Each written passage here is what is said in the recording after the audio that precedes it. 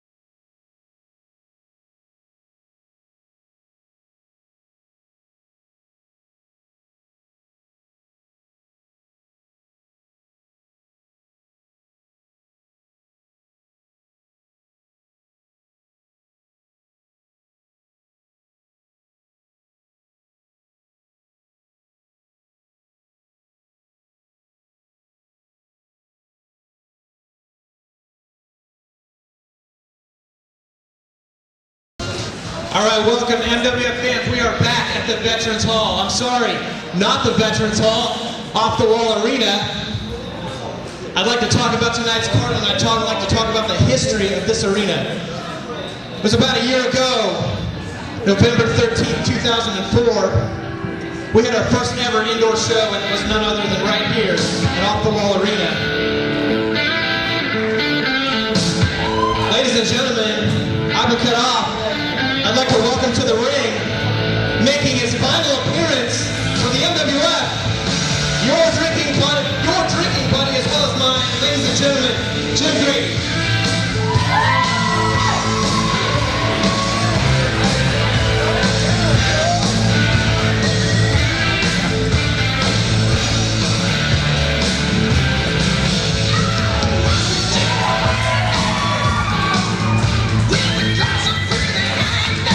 Making his rounds, giving him high five, knowing that this is his last appearance for the MWF as he's going to be going back to Pond County, Georgia, his hometown.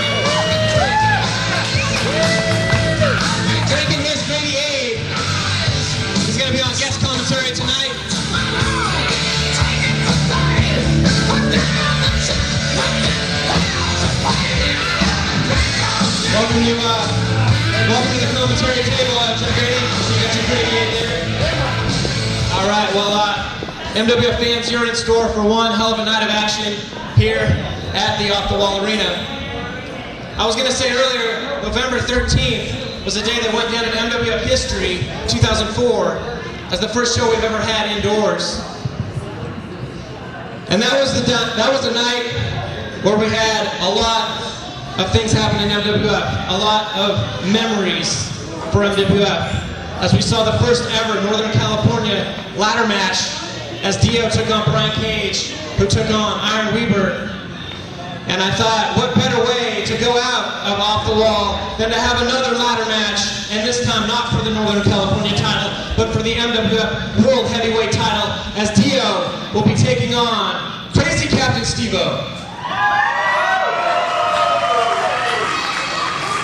That will be our main event here tonight.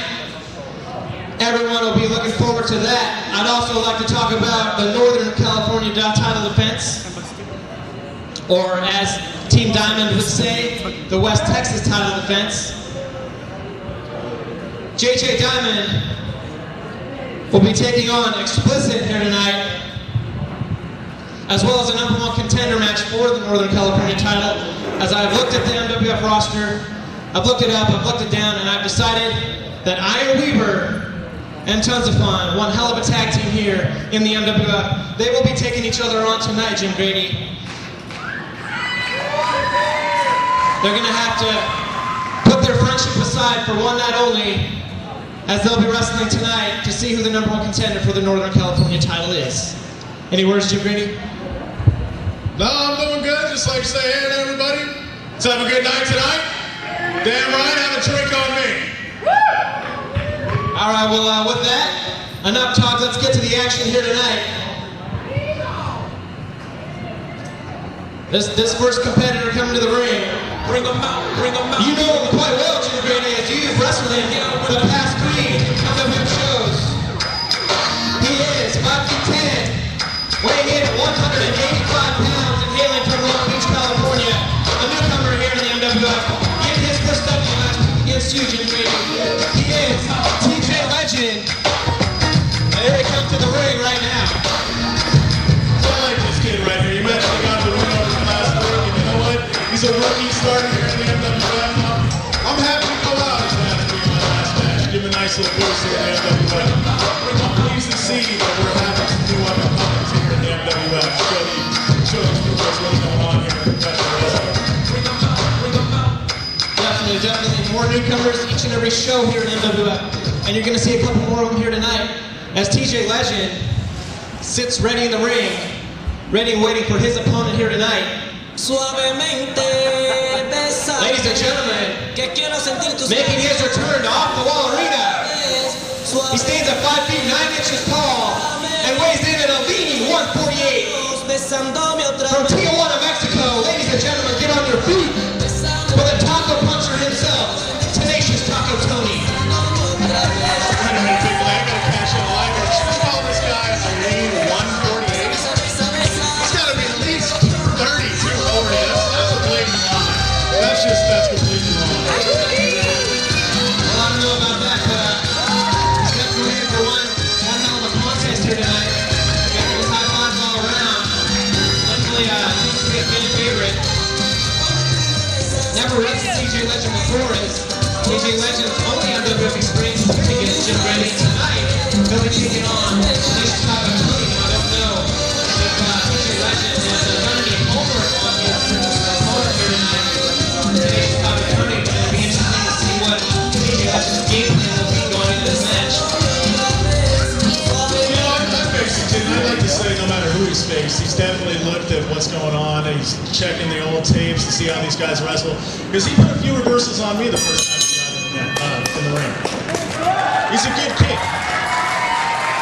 He's definitely going to give Triple T, Tenacious Taco Tony, a run for his money. Wait a minute. It looks like Tenacious Taco Tony's just tickling him in the stomach. What the hell is that?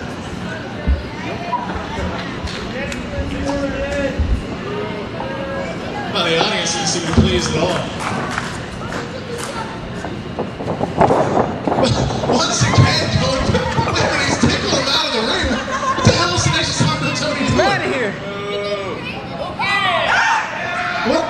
Wait a minute.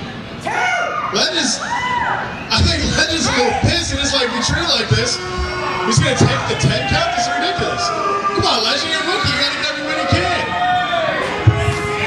TJ Legend.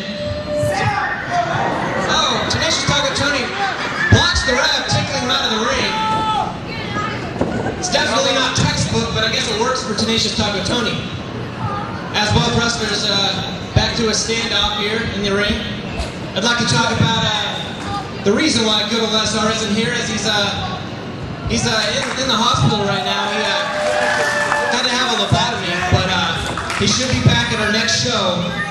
But that's the reason why he's not here. But he did call me up before the show, and Good Old SR went ahead and told me that TJ Legend stands for the Juice. TJ, the Juice, I believe. The Juice Legend is what TJ stands for, according to Good Old SR. And a front face suplex there by TJ Legend. Very impressive. Looks to be going for another one. Could be maybe a series of front face suplexes here.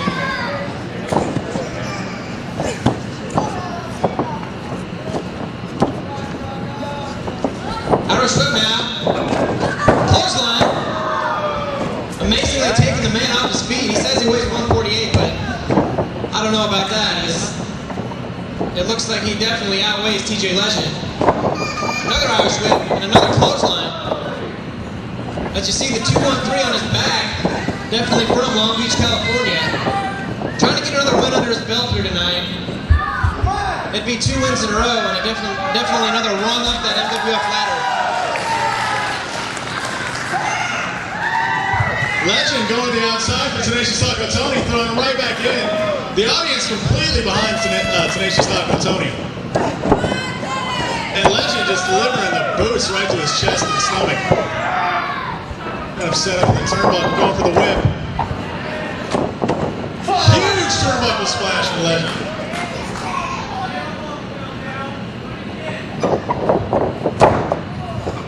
TJ Legend just taking it to Tenacious Taco Tony. I don't know if that's a good game plan. It looked like he went for a headbutt or they clonked heads there. Oh, he kicks back up though. What agility by Legend. It just vicious. Looked like he's punched him right in the face. And now agility by Tony. Agility by Tony is both wrestlers showing their awesome agility here.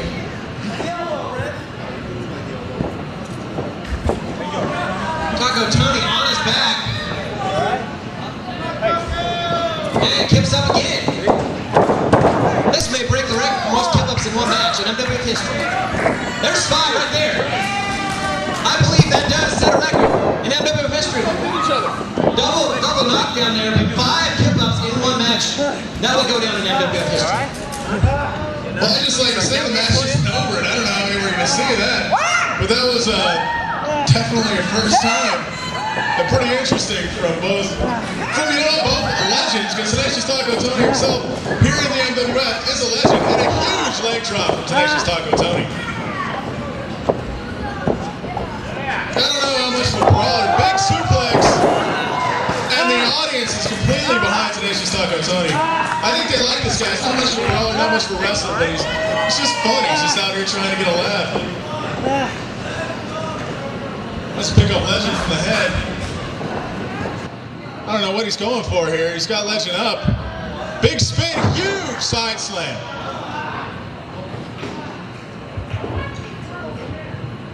Tony taking the offense, getting the first near fall in the match. And the fans not liking the slow count in Albone.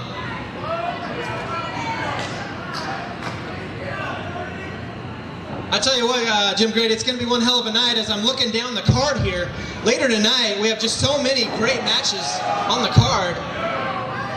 Unbelievable. As later tonight, I'm looking at the card, and we got JJ Diamond versus Explicit for the Northern California title. One hell of a title match coming up, as well as that world title match. You see above the ring right now, you see the world title, the MWF World Heavyweight Championship hangs in the balance, as Dio has held that title for over 5 months. It's just going to be incredible to see if Dio can just chalk up another notch on his victory belt. You're absolutely right. We do have a great card up here tonight, but I'd like to send it back to the matchup. Legend calling for the Tequila Sunrise. So, oh, wait a minute. Tenacious Taco Tony just seemed to flip him head over heels out. I don't know what kind of reversal that was. I believe the Tequila Sunrise is quickly becoming TJ Legend's finishing maneuver, as we all saw last week. Jim Grady, you tapped out in that maneuver. Yeah, you know what I did? It's no real big secret. For the past few months, I've had some problems with my legs. You have ever so naively let me wrestle in matches I probably shouldn't have, because I gave you my doctor's records, which I don't think you might have recognized at the bottom. The doctor that signed was Jack Daniels and Jim Beam. You may want to look a little further into that, as a huge rock bottom from Tenacious Taco Tony.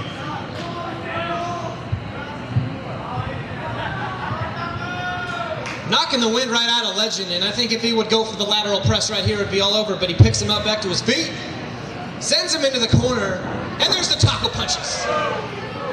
Or at least one of them in an Irish whip is reversed. TJ Legend, having a little bit left in him, looks to be going for another legendary splash in the corner.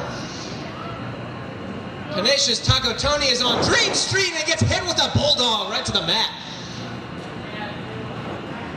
And now Tony looks to be out of it.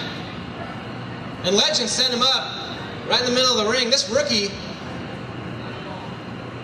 taking it to him, pointing to the sky as he climbs he looks to be ascending the top rope here.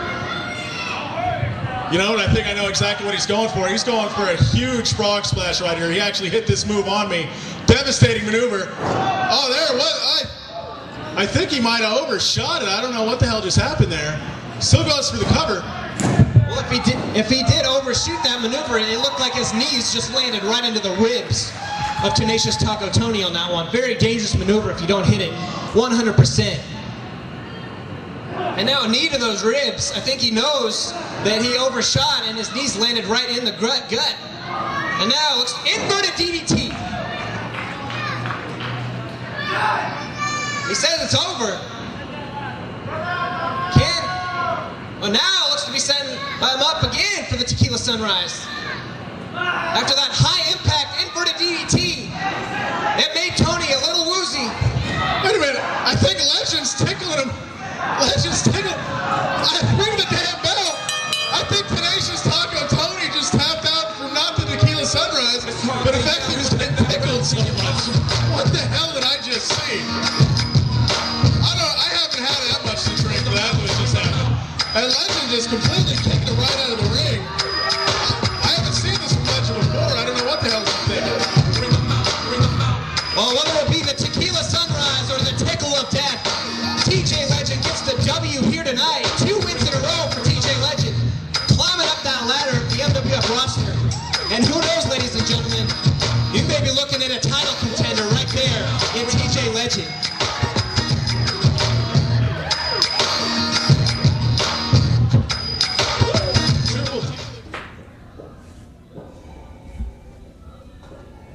Man, got my match against Draven next. About to kick his ass like I did last event, man. Oh, what? Mess him up! I messed him up in the ring. Oh man, I'm gonna tear him up. I hear you're going up against Brian Cage! Fabulous Cage. The one and only Brian Cage. Man, Brian's got... Well, after that choke slam Dio gave him last week? There's no way he's gonna be... No. This is Omega's time. The Spotlight Stealer! The Omega One. Omega One. That's right. And you know I could do it. I was cheated against J.J. Diamond! That redneck punk! But this time, no. Can you imagine if I beat Cage? If I beat Cage, hello, MWF Championship. That's the boost you need right there, man.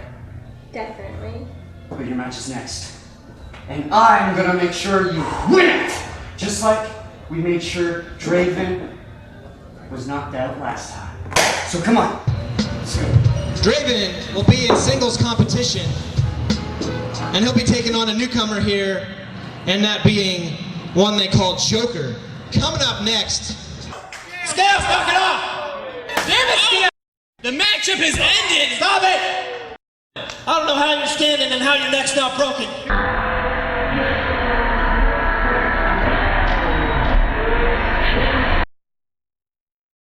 Oh my God!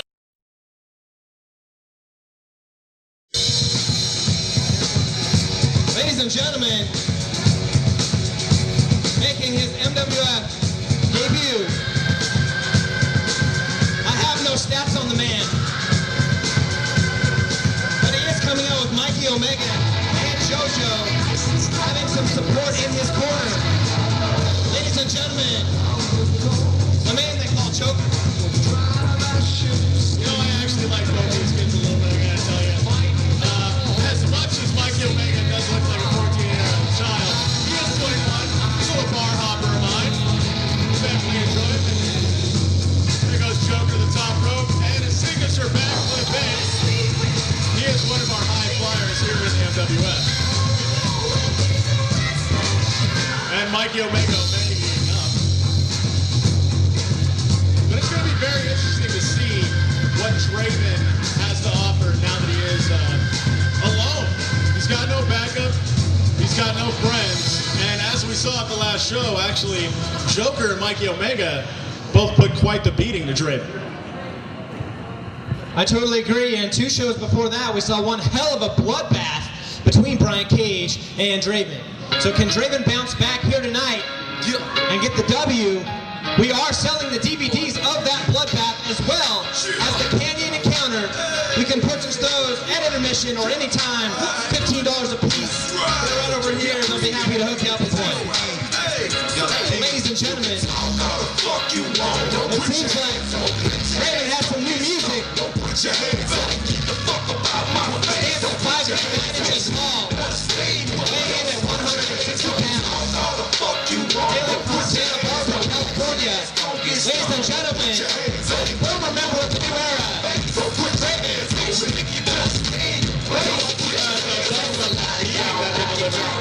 Draven was in a hell of a lot of pain yesterday.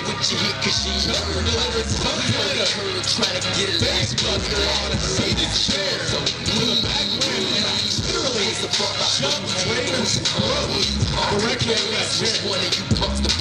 Tries to Draven to the air, not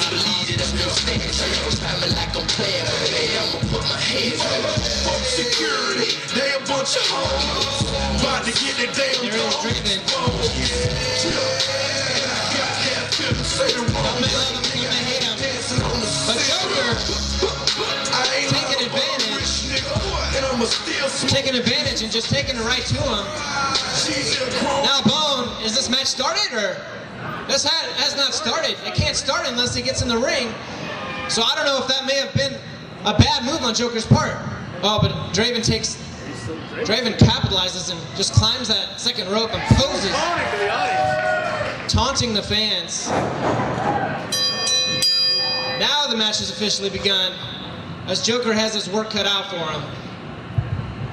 You know, this rivalry actually started when New Era was around, and Mikey Omega and Joker were actually in the middle of a match, and Draven and Joey Scales both came out and completely demolished both Joker and Mikey Omega, and they didn't come to get their revenge until they finally realized that Draven was alone, which I honestly think was a smart move. And huge chops to the chest of the Joker.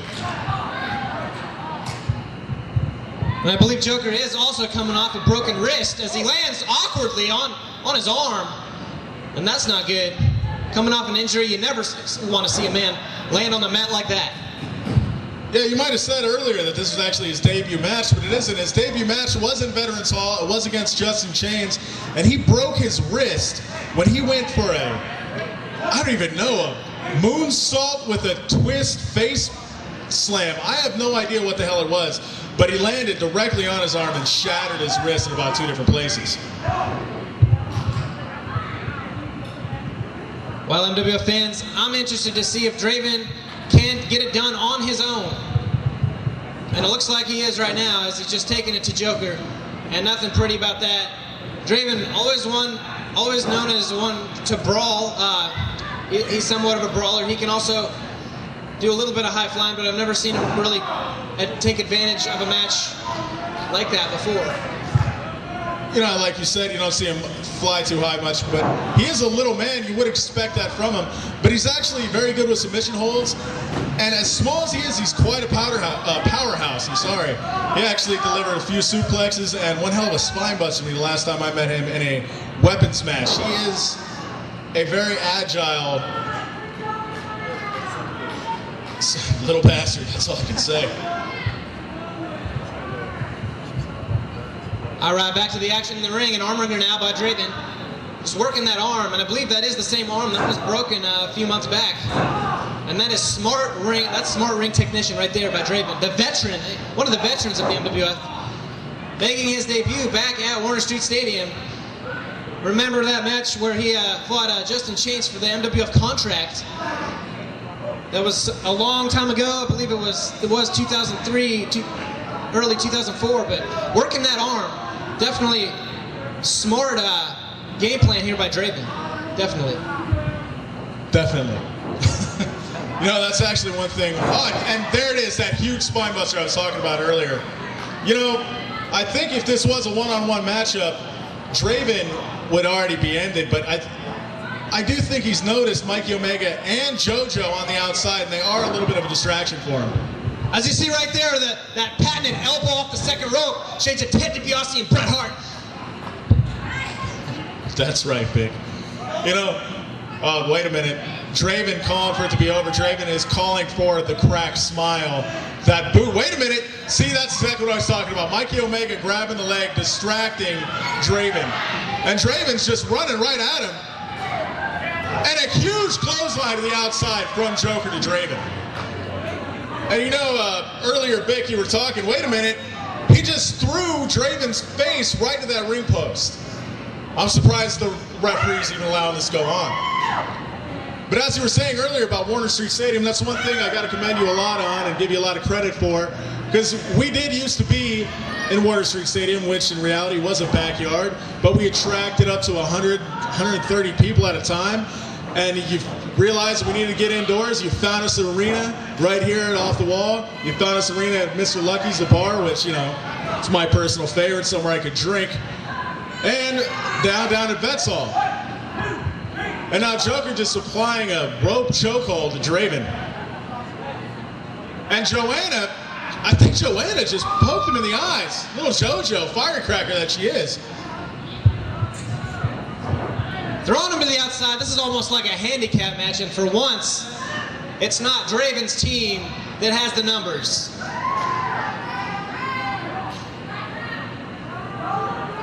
Oh, now JoJo with just a slap across the face. Getting some revenge on the New Era here tonight. You know, it's really good. Whoa, wait a minute. I don't know what that was. And he just picks him back up for a front-face powerbomb from some kind of sit-down scoop slam and only the 2 count. But I would like to say, as we were talking with this 3-on-1, it is kind of nice to see Draven getting exactly what he deserves. Oh, wait a minute. The high flyer that he is. Joker going to the top. Oh, and a spinning leg drop, 360. That's probably going to be it right there. But only the 2 count. This is unbelievable offense from Joker. I never knew he had it in him. And this could go down as he slaps on the Dragon Sleeper and then picks him up. He's got the Dragon Sleeper on, and will Draven tap out? This could go down in MWF history as one of the biggest upsets in our company's history. That looked like a reverse neck breaker. I don't know what the hell that was, but and it's some kind of diamond cutter, and now he seems to be choking Draven out with his own arms. I like that. I gotta be honest. That's pretty cool. I believe that move was an inverted test drive type maneuver. And honestly, I, at this point, am shocked at the beating that Draven's taken in the match. And he slaps on a sleeper hold. Joker taking it to him, trying to wear him down. See, that's the one disadvantage you got to realize. When you face a rookie, you have no idea what he does. You don't know how to go at him exactly. You just think that you know, the fact that you've been in it so long and you're such a veteran that you'll be able to take over. But as we see here, it's not working in Draven's advantage. Definitely, you cannot scout a man that hasn't been in our federation very long. I mean, like you said, he's only had one match before this one, so, and he broke his arm in that match, so I believe Draven may have underestimated his opponent tonight. If the arm drops 3 times, that's 2. If it drops 3 times, we have an upset here tonight. No, Draven, every last bit of energy left in his body, keeping that third arm from dropping.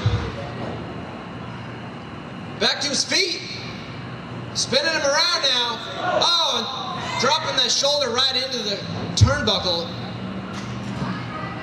Trying to catch a breather here.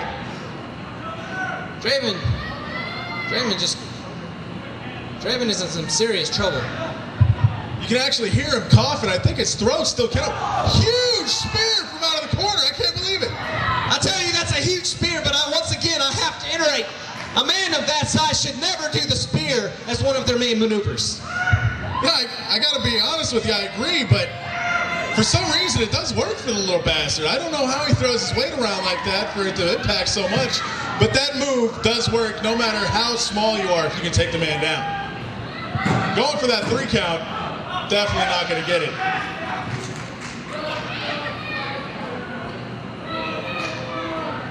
Draven seems to be dying over there. Can't breathe very well, it seems. Huge right hands to Joker. And you'll notice Joker is holding his abdominal right now. Kick to the knee. Wait a minute, we saw him do this to Brian Cage. Crack smile while knelt down. Crack smile.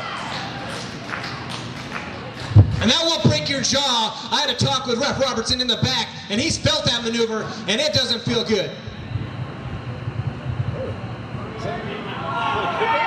He kicked out of the crack smile. You gotta be kidding me. Oh no, I believe JoJo's up on the ring apron and distracted Nalbone. This is like a 3-on-1. Omega in the ring. Omega in the ring. The Omega Factor. His main maneuver. And Nalbone has no idea that Omega was in the ring at all. Crawling over. 1, 2.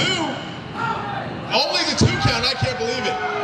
You know, you were talking about Ref Robertson. I think we need to get him out here because we've had this problem with Ref Nailbone so many times.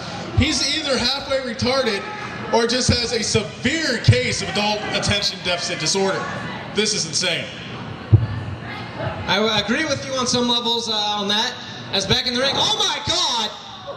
There's that huge kryptonite crunch reverse facebuster. I don't know what the hell he calls that, but that is a devastating maneuver. If he would capitalize right now and go for the pin, he'd have the win.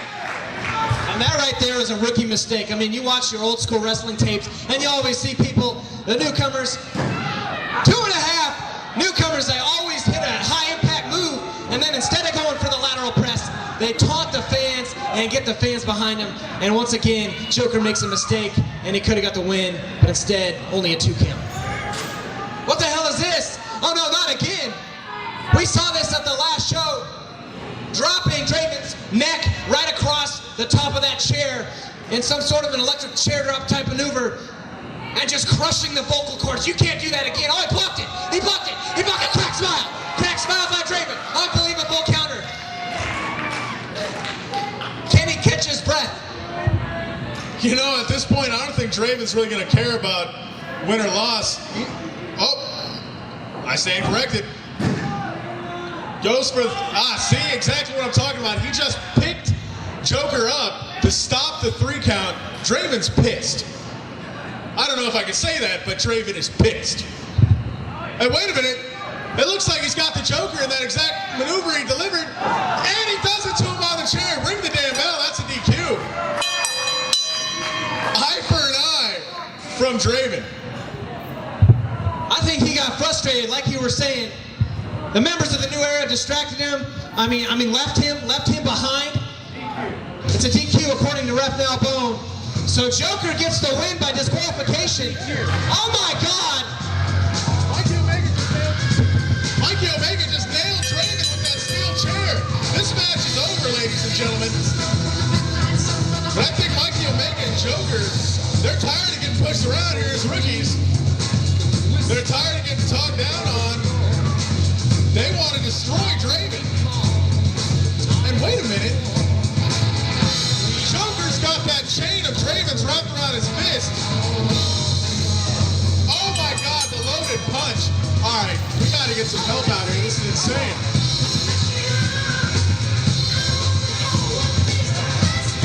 Wait a minute.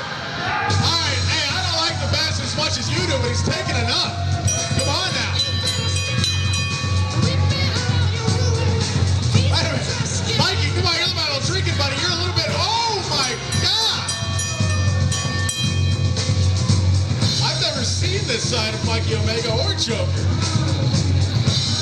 And I think Draven's out. And Joker just holding that chain of Draven's. Mikey Omega holding up that chair like it's a happy souvenir. This is insane. Unbelievable. I've never seen Omega and Joker of this ferociousness in the ring, just taking it to Draven. And now Bone coming out to check on Draven. He could have a serious concussion in the ring, damn it.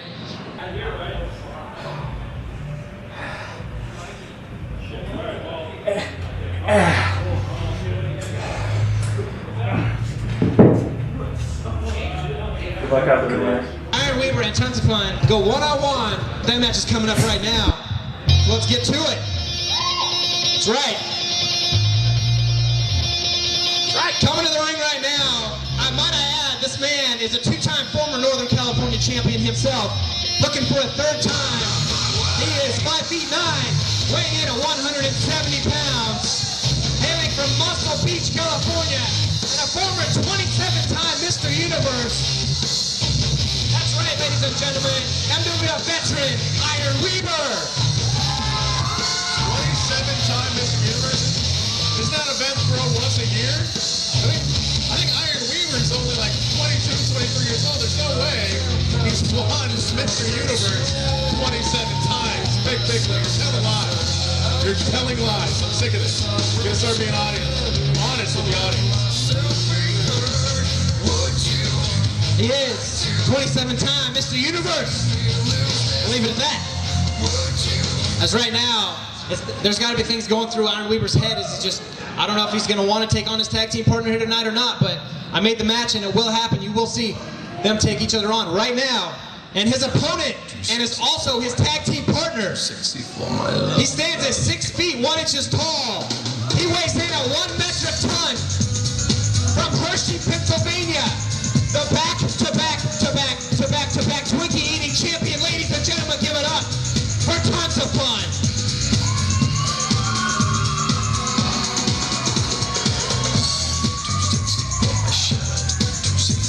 Making his way to the ring, stopping off for some snacks, I believe. I think he just stole a full box of Twinkies from the concession stand. But a good man that he is, throwing him out to the fans that he does love. For a little background on the man and Tons of Fun. You'll notice the music talking about how sexy he is. He used to actually be a male stripper. But he wasn't fired because, well, no woman wants to really look at that. And that's all we'll have to say. Oh, Tons of Fun coming out, showing a little Twinkie love before he gets on the ring with his tag team partner.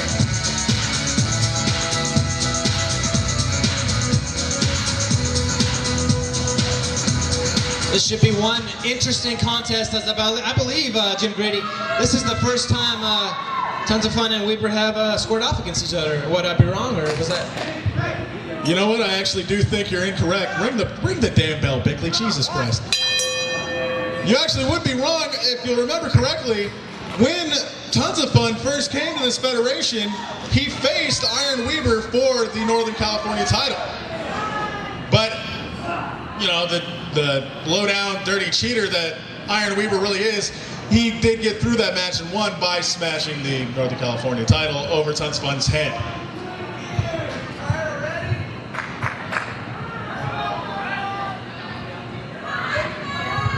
And you got to think that the fans are going to be behind Tons of Fun, especially after throwing out food before a match.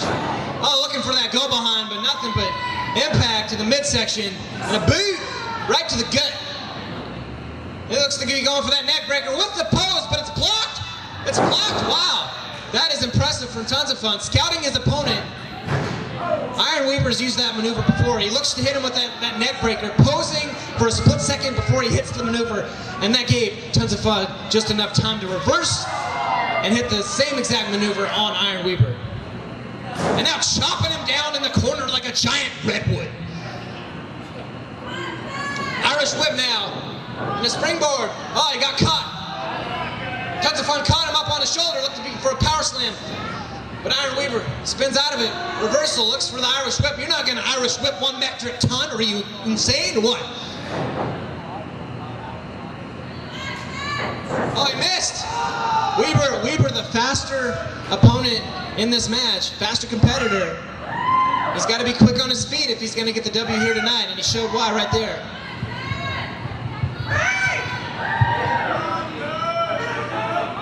Springboard punch by Iron Weaver to the outside, taking the big man off his feet.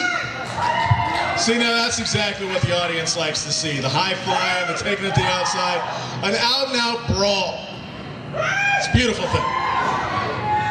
And Iron Weaver looks to just smash Tons of Fun's face on the outside of the ring and rolled him on in. He's going for the 3 count, only a 2.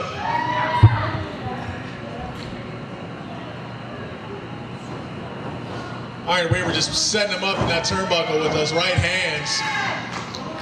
I tell you what, you were talking about their friendship earlier, but when it comes right down to it, you dangled a little bit of a prize in front of both men. Whoever comes out the winner in this matchup will be the #1 contender for our Northern, and only a 2 count.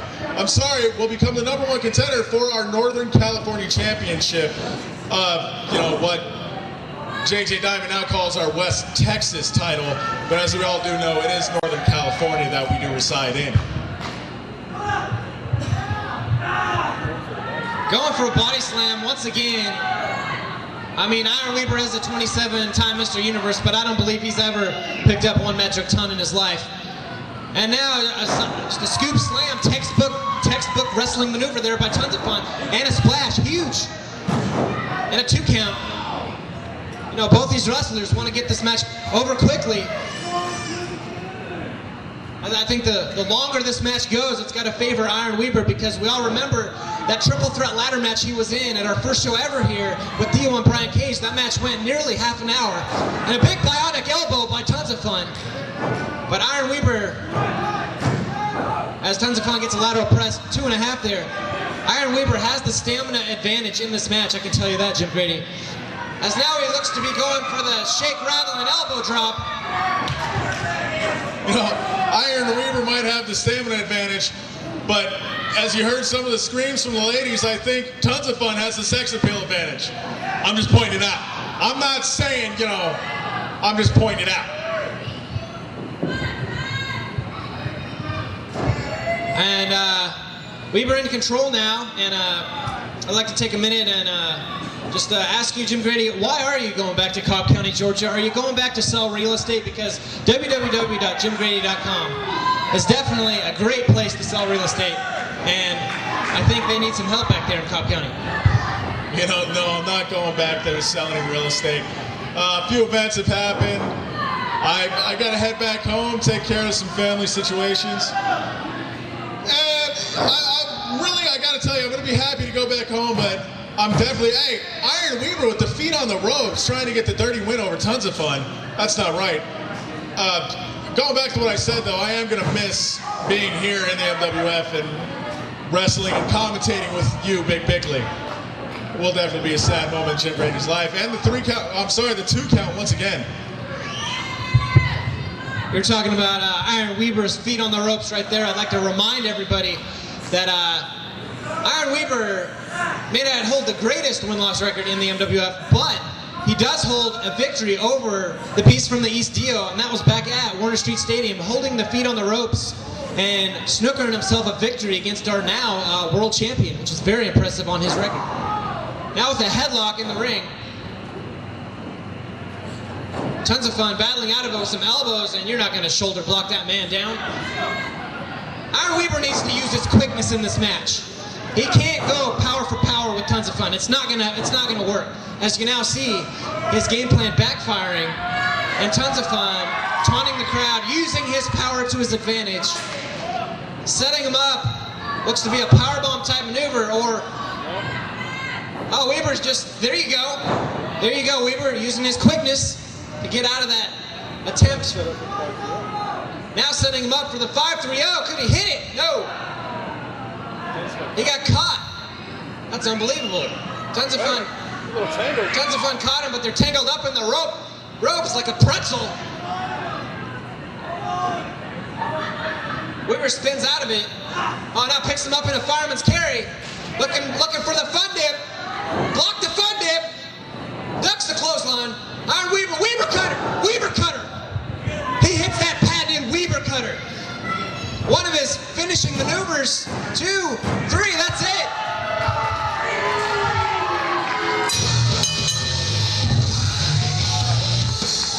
Ladies and gentlemen, one hell of a matchup. You're looking at Iron Weaver getting the victory here tonight. The new MWF #1 contender for the MWF Northern California title. And you gotta think, with 2 former reigns as Northern California champion under his belt, he definitely has one hell of a shot at becoming a three-time Northern California champion. As you see, great sportsmanship in the ring, and that's what I'm talking about, Jim Grady. Sportsmanship and technical wrestling. I mean, high-flying wrestling is okay every once in a while, but we need to just leave that hardcore for other federations. Yada. People like the hardcore. Shut up, Big League. You're old school. I'll deal with it, but don't bash the audience for liking hardcore wrestling. And that whole handshake right there was simply due to the fact that, as you said, both these men are friends.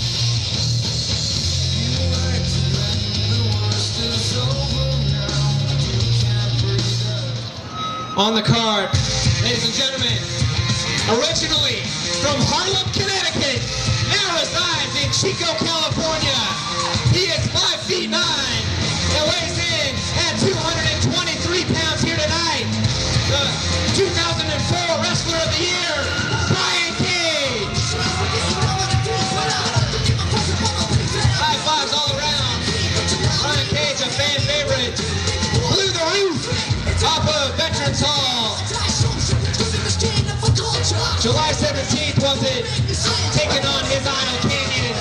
A match that will go down in MWF history as the match of the year, and a match to tell your kids about when you grow old.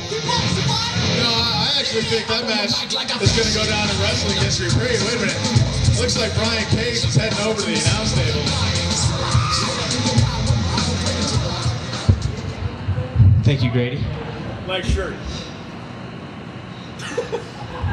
All right, so about a month ago, I had the match of my life against legendary professional wrestler Chris Kanyon, my idol.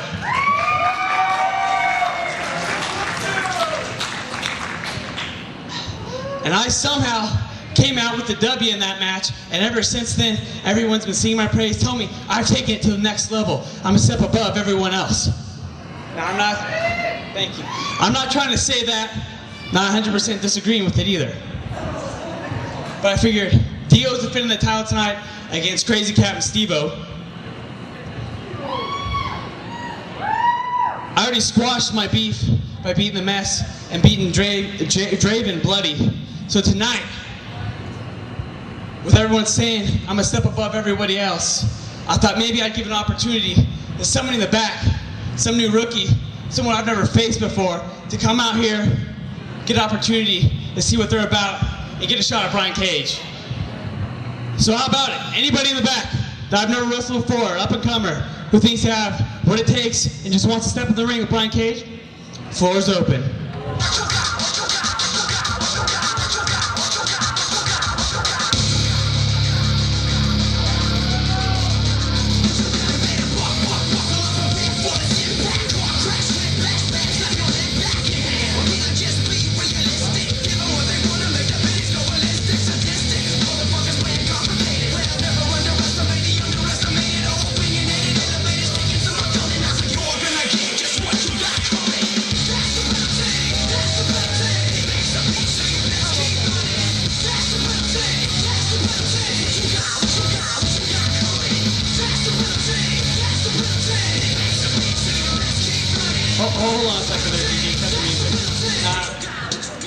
say anybody, and I offered, to anybody in the back, but Mike Omega?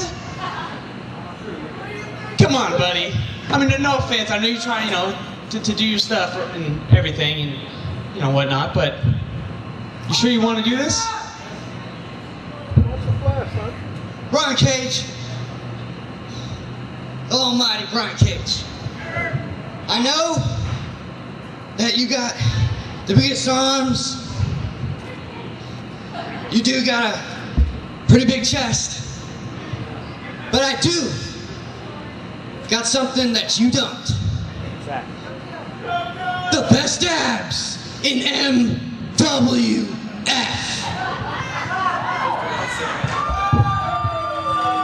You know what? I've been working on them. All right, it's gonna forget you, man. You know what? How many matches have those abs won yet? How many? That's right, 0, buddy.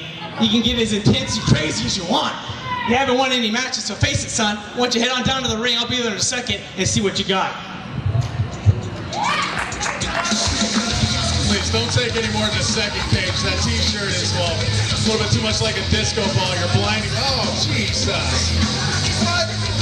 Cage, go to the ring, son. I don't want to see that with those Lieutenant Dangle shorts. What's the matter with you? I'm not saying whether he is or isn't, but personally, hell with it. I think Brian Cage is metrosexual.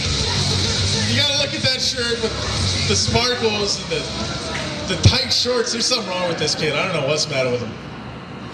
You don't come out for a fight with hair gel. Something wrong with him.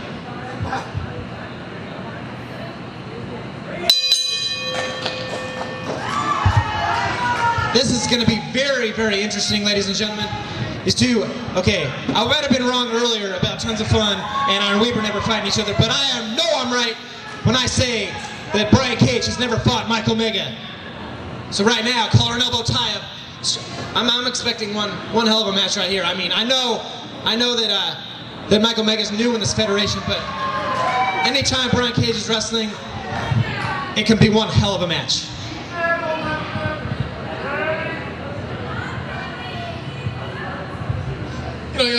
I'll agree with you on that, Vic. I mean, as little as Mikey Omega is, he has been at the MWF powerhouse, power plant, whatever you like to call it, as much as possible.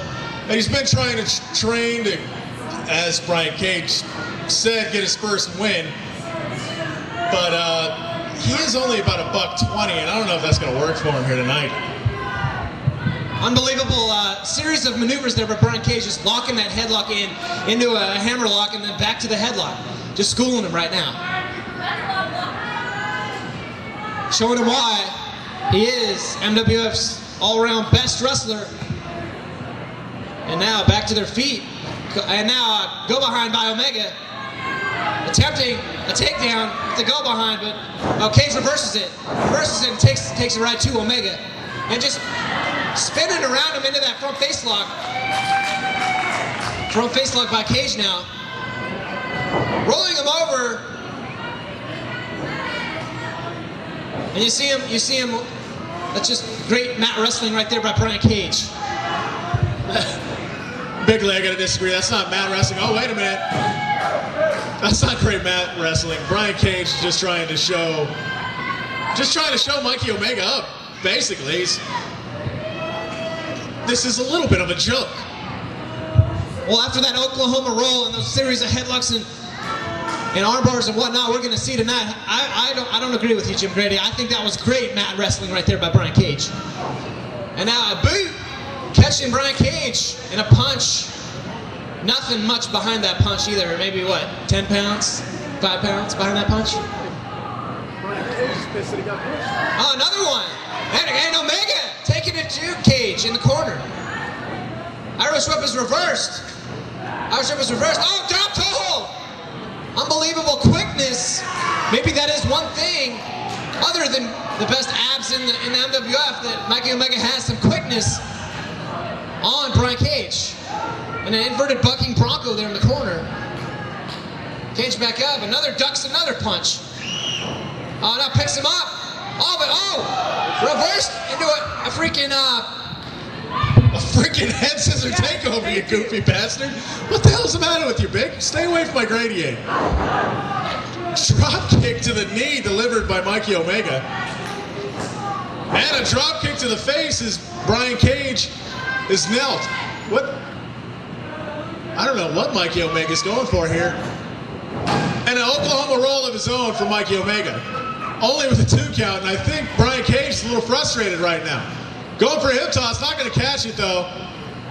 And a huge hip toss choke slam for Brian Cage. That is patented action right there, Jim Grady. Hip toss choke slam. Many times a setup maneuver to the chain link or perhaps the stun gun. And Brian Cage in full control now after that attempt at an offense by Mikey Omega. Oh, just a vicious forearm to the back of the head as you see him shake off his arm. May have injured himself there. Brian Cage picks him up now and sends Omega into Mr. Turnbuckle into the corner. Huge chop right across the middle of the chest and a punch, a chop, a series of chops and punches in the corner. Just taking it to Omega.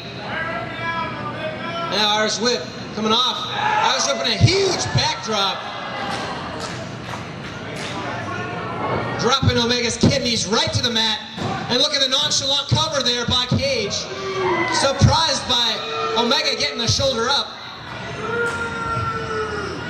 Yeah, that's exactly what I'm talking about when it comes to Brian Cage.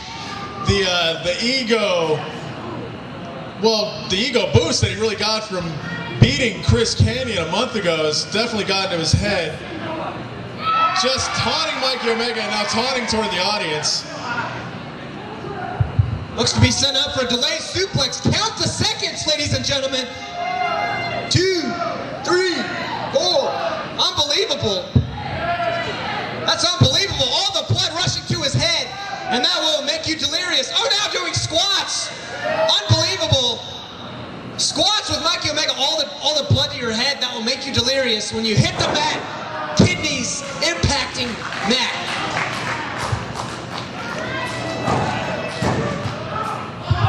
And a 2 count. Nothing but instinct on that kick out by Mike Omega. Not giving in yet. Mike Omega may have the heart.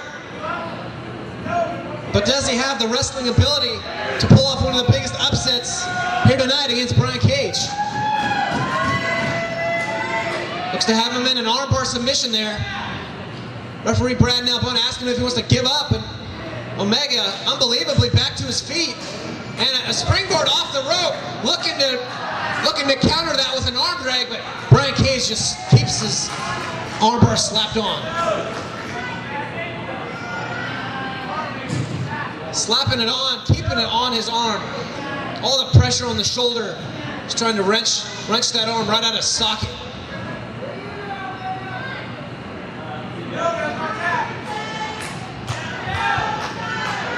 Fans getting behind, believes, wanting him to tap there. Omega not wanting to tap out of the... Oh, huge shoulder block right there. And a leg drop right on the arm, back to the armbar submission. And this is what I've been talking about. Great mat wrestling.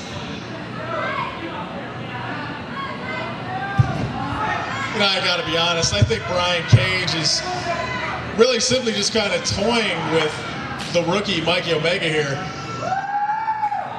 Put him in every hold he can think of. And the audience just screaming to Mikey Omega, not behind him at all, screaming for him to tap. Mikey Omega to his feet though, with those punches straight to Brian Cage's gut, but Cage comes back with a club to the back of the head. Still with just elbows right to that left arm.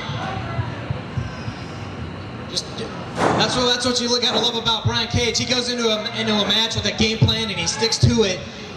Just wrenching that arm. How many maneuvers and submissions can you have on an arm? Look at that one right there. That's unbelievable by the former MWF World Champion.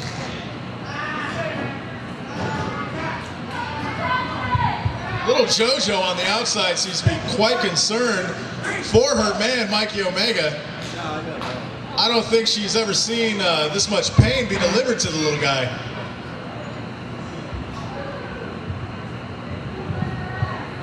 Brian Cage completely in control of this match. Staying on the arm. Now setting him up, backing him up against the ropes and setting him up. Irish whip now off the ropes. And, oh, I ducked for that backdrop too early. Omega put up the boot, but puts him into a crossface now. Crossface, and I believe this is it. Now, Bond says he don't give. Brian Cage slapping it in. All the pressure on the arm. And if he turns that over, he can put the pressure on the neck as well. But just shades of Max Payne from WCW and that armbar submission hold back from like the early 90s. Who are you talking about right now?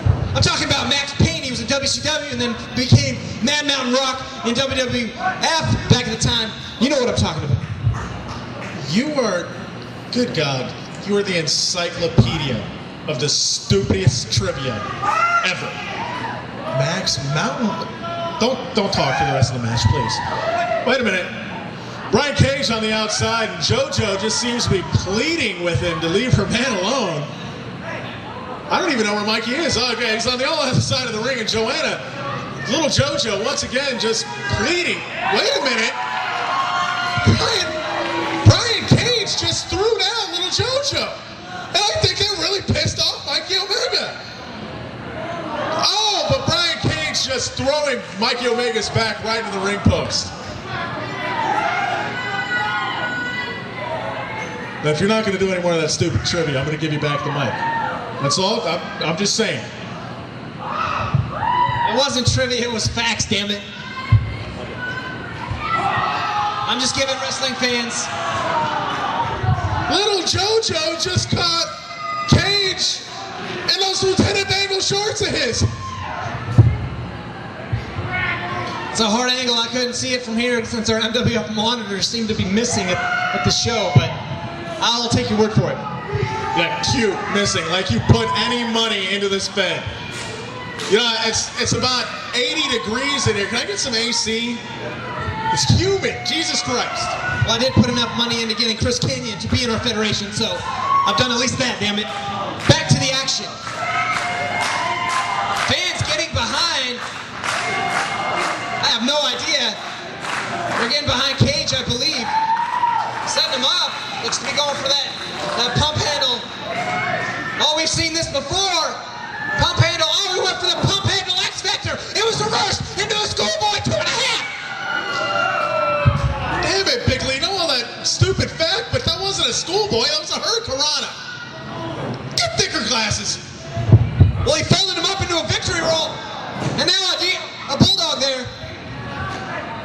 A bulldog blocking that attempt at a backdrop, I believe.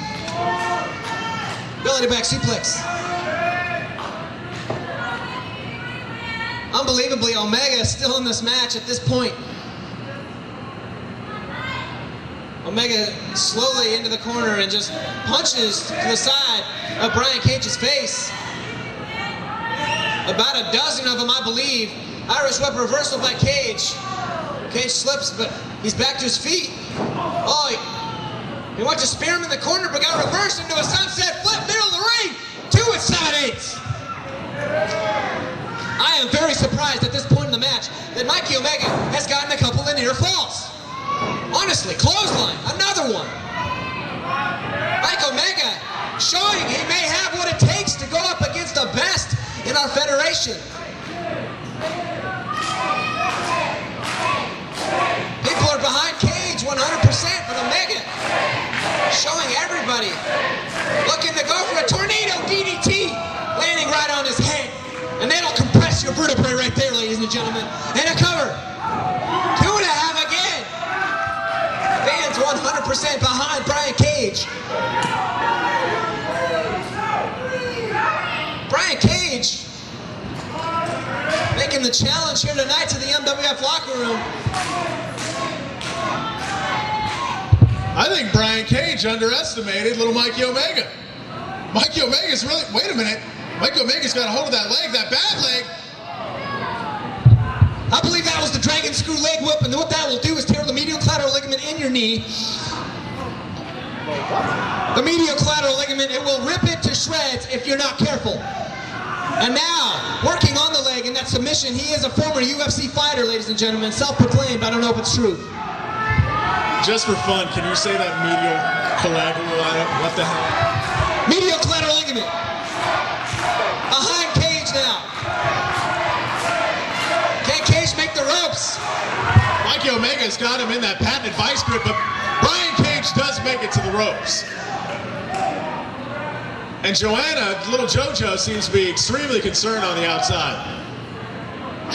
I can't believe Mikey Omega's gotten this much over on Brian Cage.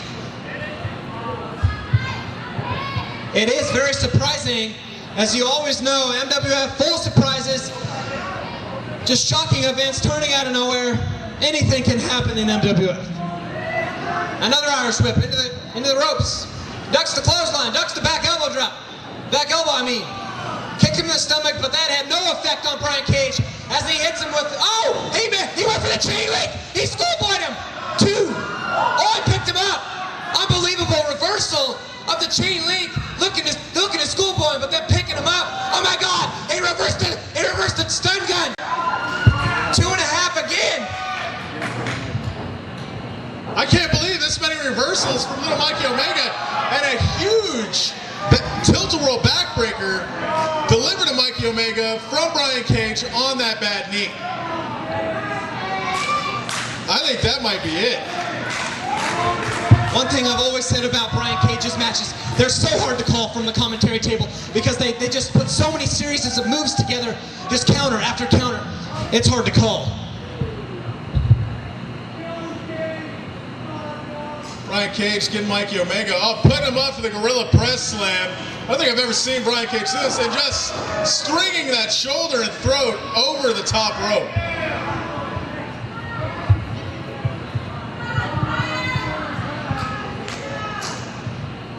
Unbelievable, like reversals, I just gotta say it again in this matchup. And now another Gorilla Press, looking to pick him up, just toying with him, showing him to the fans. Gorilla Press, oh my God! Shoulder breaker, I think he broke his shoulder. I don't think anybody's ever seen that maneuver before. My God, Mikey Omega's dead. Shades of Papa Shango with that patented shoulder breaker. Wait a minute. Wait a minute, I actually think little Mikey Omega's hurt. Oh my God. Ref Nailbone saying it doesn't look good. I think Brian Cage feels a little bit bad. Wait a minute, that's my little drinking buddy right there. I can't drink alone. When you drink in solitary, that's called alcoholism, and that's not me. Brad Ref Nailbone signaling for some help from the back. Fans, I'm sorry, but I think Mikey Omega might have broken a collarbone or something here. And here comes a little bit of medical help from the back, but I don't think it's necessarily needed. Ref Nailbone helping little Mikey Omega up. And as I said, Brian Cage just, wait a minute, schoolboy, the 3 count. Oh my God, Mikey Omega wins. Mikey Omega wins. Brian Cage is living. Mikey Omega wins. Damn right. That's my little drinking buddy. Mikey Omega with the win. Yeah. Yo, bring the damn bell again. Quickly, bring the damn bell again. That was great.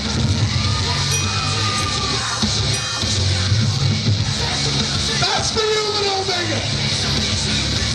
You won, Mikey. Ladies and gentlemen, Mikey Omega just got his first win against Brian Cage. Oh my God. This is unbelievable. Mikey Omega, give it up once again, ladies and gentlemen, for the first win in that little man's career. Mikey Omega beating an ex-MWF champion.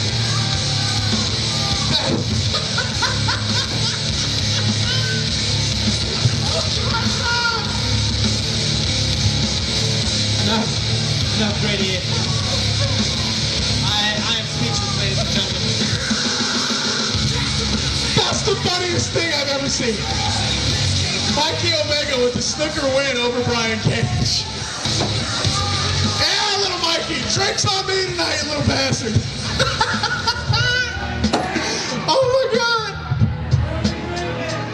Brian Cage walking with his head low to the back after a huge loss from little Mikey Omega. Oh shit. Dog, I'm sorry. Dog, that was freaking hilarious.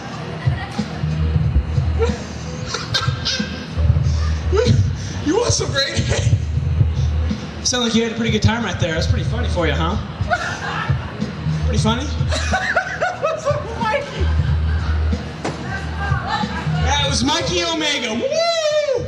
So he had a fluke. All right, I was checking out some girl in the front row and he caught me distracted. With a shirt like that and shorts like those, I think the last thing you're ever doing is checking out a chick in the front row. I'm just saying, You know what? These shorts, they cost $3,000, buddy. All right, a whole lot more than that piece of crap shirt. You know what? This being the last show we're having at the first MWF home, I'm not going out on a loss. Brian Cage is not losing, especially not the Pee-wee. you just went out on a loss, son. You know what? Bigly, I want another match, and I want it with you. Funny man. Huh? You think you can do it? I don't think so. Listen, son, I don't want to have to humiliate you once again like little Mikey Omega did. I got a flight to catch in the middle of the week. I don't have the time or the energy or the sobriety to get in that ring with you right now. I don't know what the hell I might do to you. There's no chance in hell, I'm sorry. You know what, buddy?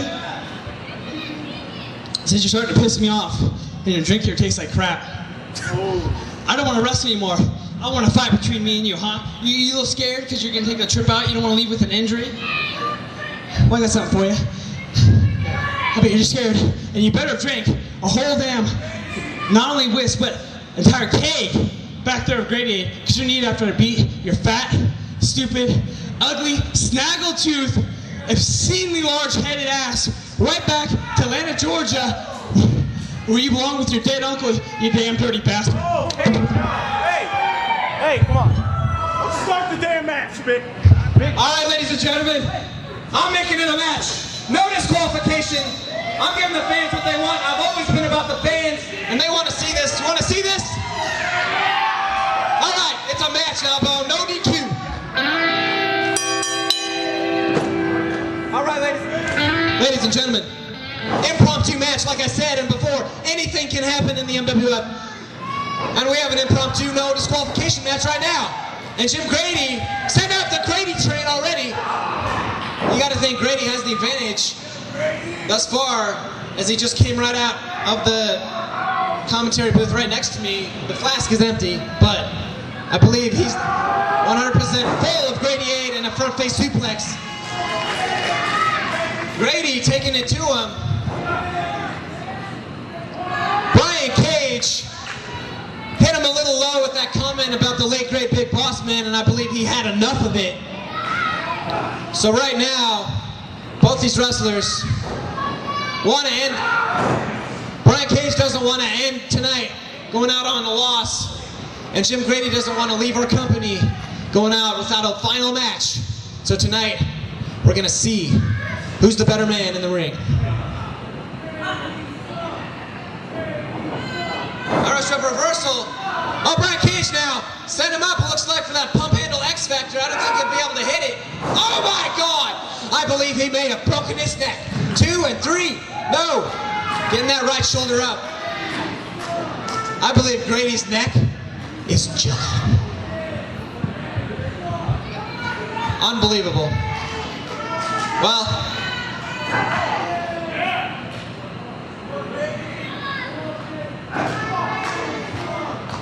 Grady also has never fought in Brian Cage, wanting to take on the best, I guess, after that low blow by Brian Cage, talking about his uncle. Oh, and just punches, chopping him down in the corner. Unbelievable. Another Irish whip. Brian Cage. Grady ducks the clothesline. Comes back. Leg lariat. Hits him with that patented leg lariat. Brian Cage looks up, looks around at the MWF fans, looking for a little love. Getting some and getting a lateral press into 2.5.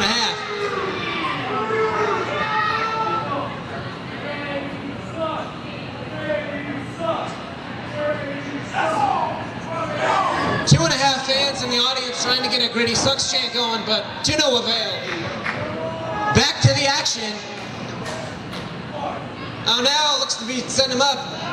Fireman's carry, he got the big man up. Unbelievable bad variation of a backbreaker there. I don't even know if he landed on his back on the knee. It might have been that shoulder. Oh, now a modified camel clutch, and there it is. Camel clutch. Shades of the Iron Sheik, you gotta think it's over. Oh, clubbing forearm. You're gonna break a cheekbone. That's crazy.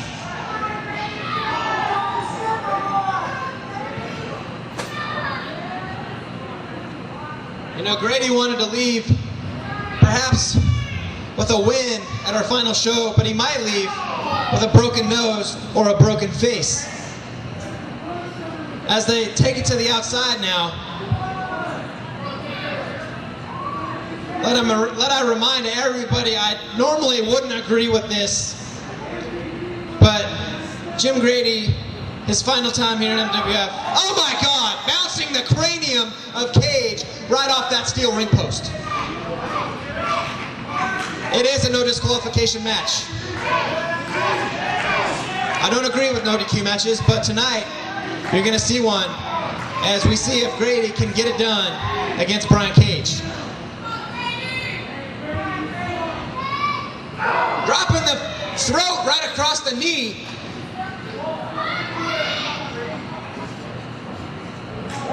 Oh no. Grady going under the ring looking for some foreign objects. And he finds a steel chair. Perhaps the same steel chair that clocked Draven earlier here tonight. Oh my God! I couldn't see where that landed. Oh, I hit him right in the small of the back. Grady rolling Cage back in the ring now. After that vicious shot with the chair. Taking the advantage in the match. Now going back in the ring now. And I'd like to talk about Omega's victory here tonight. I find it somewhat ironic that it be a flatliner. Unbelievable flatliner by Brian Cage.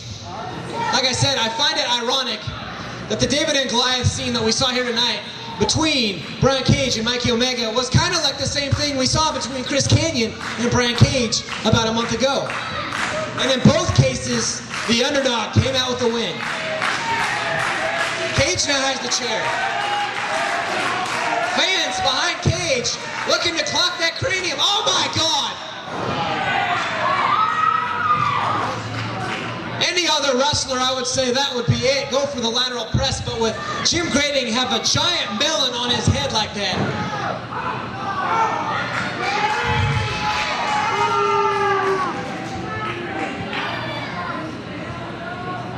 I've said it before, I'll say it again. Jim Grady weighs 254 pounds, but you got to think 200 of it is above the shoulders alone.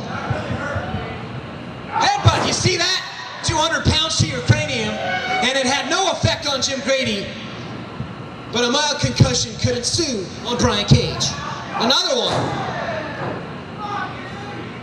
Jim Grady isn't Samoan, but he gets it done.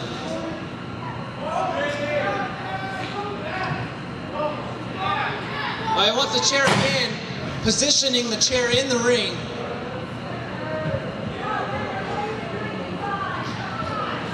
Irish whip. Oh my God! It looks like he's gonna. Oh my God! There it is! The tribute! He hit him with his main maneuver, the tribute! And you know why they call it that? Because of his late great uncle. But instead of going for the pin, he wants to inflict more punishment. Back under the ring for more surprises. What could he be going for? I don't know. He's got a table.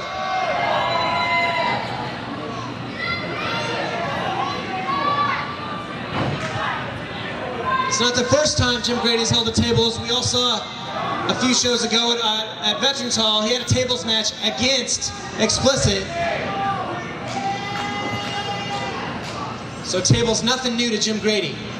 Setting it up in the corner. Brian Cage slowly back to his feet, reeling after that tribute right on the steel unforgiving chair.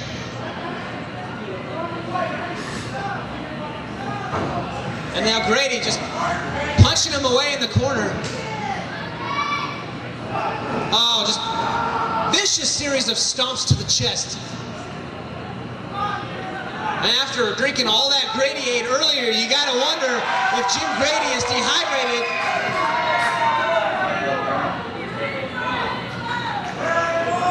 Grady-Aid will make you dehydrated, and that doesn't sit well for Jim Grady. Oh my God, he looks to be setting him up for a pump handle X Factor. Oh my God, the back of Brian Cage's head just went right through that table.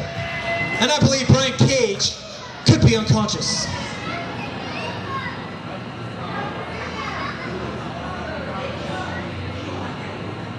But he's not going for the pin. What the heck is he looking for? Jim Grady, instead of going for the pin, I don't understand this at all. I mean, I know I was back at Warner Street Stadium when Jim Grady was a rookie and he was wrestling curtain jerker type matches and whatnot. But you got to think that at this point in his career, he's been in the MWF about 2 years. You think in this point in his match, he would know when to go for a cover and go for a win. But instead, he's pulling out more foreign objects.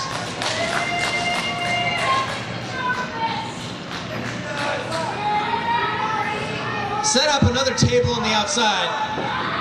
You've done enough punishment to Brian Cage. Just go for the lateral press, get the win. Oh no. Another flask of Grady-Aid under. This man has a permanently pickled liver, ladies and gentlemen. And maybe that's why, another reason why he's going back to Cobb County to market his Grady-Aid. Brian Cage is barely conscious. Oh no. Brian Cage can barely stand. He can't even stand. He's on the table. Jim Grady just pin him on the table. Pin him on the table. Go for the pin. What are you doing? You're 250 some odd pounds. You don't belong on the top rope. In the second rope. No. Jim Grady, just go for the lateral press. Brian Cage. Oh my God. Oh my God. Cage moved at the last possible split second. Cage, with every ounce left in him of energy, had just enough to roll off the table as Jim Grady's 200-pound melon, as well as the rest of his body, went crashing through that wooden table that is made of solid steel.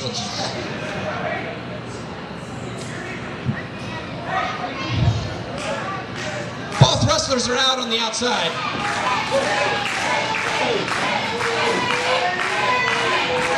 The fans are behind Brian Cage.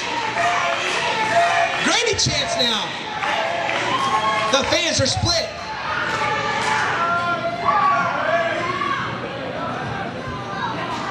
Unbelievably, Cage is still conscious and still mounting an offense. How is he mounting an offense? How does he not have a concussion? Close fist is all legal. It's no DQ. The children 14 and under at ringside may want to cover their eyes. This can't be pretty. Brian Cage somehow still standing. I tell you, some nights when I'm commentating Brian Cage's matches, sometimes I think he may not be human. I mean, we all know Dio's not human. He's the beast from the East, but Cage is just below Dio in being one hell of an athlete. Another 2.5. I don't know how Grady. I'll tell you right now, ladies and gentlemen, both these wrestlers are extremely lucky they're still conscious.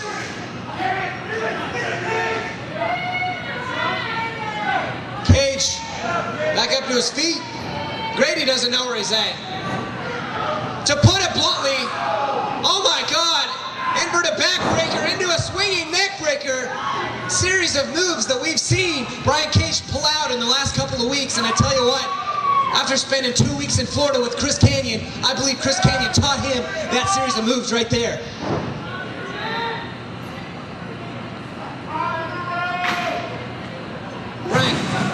Brian Cage going to the top rope. Calling for that 5-star elbow drop where he just takes the point of his elbow from about 30 feet and just plates it right across the sternum. And that's exactly what you just saw. Oh my God, it kicked out. How did Grady kick out?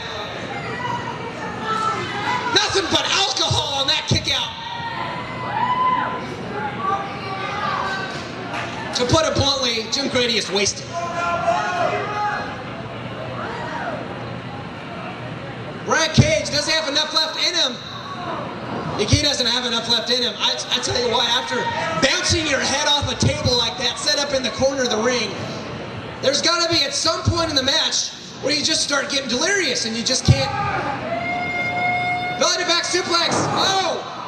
Version of a Grady bomb there. Looked like, I haven't seen him, that's what I'm going to call it. Looked like he was going to hit him with a belly to back suplex, land him right on the back of his neck, but instead sits him down into a sit-down atomic drop type maneuver. Now he's looking to just choke him out in the ring. And perhaps Grady's stamina level is near empty at this point as he's just wearing him down in the ring.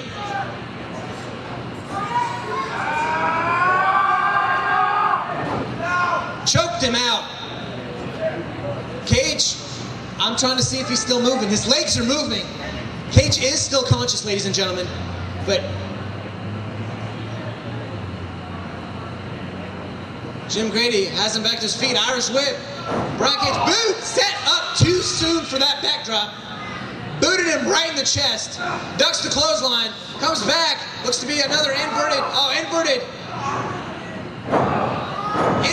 backbreaker there. Then turn it around into a stun gun type maneuver. Modified there. Modified stun gun type maneuver. 2.5 again.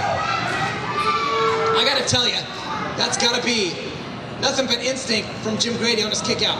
He knows this is his final appearance in an MWF arena. He knows this is a final appearance in an MWF ring, and he does not want to go out with his shoulders down for the 3 count. Send him up on the top rope. Oh, that's nothing pretty about that, ladies and gentlemen. Just stiff punches to the jaw. Oh, you gotta be kidding me. He's gonna attempt to superplex him in. No, now he's got him straddled across the top rope. What the hell is this? Another version. Oh my God! Another version of a modified stunner there. That's gotta be it, ladies and gentlemen. 2 and 3. That's it.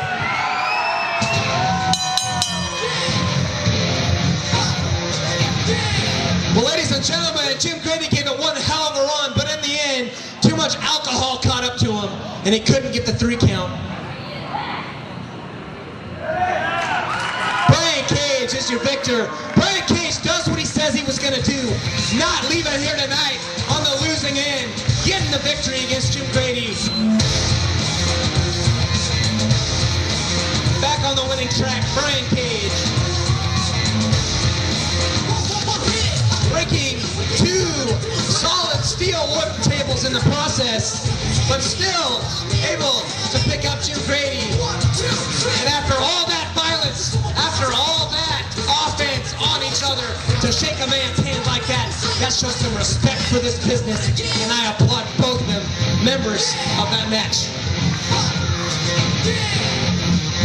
Now Jim Grady in the ring. I can't believe he's still drinking Grady.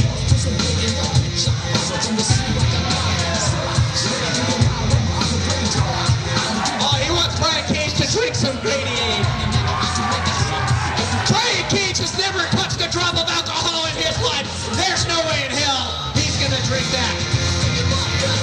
Oh my God! Brian Cage!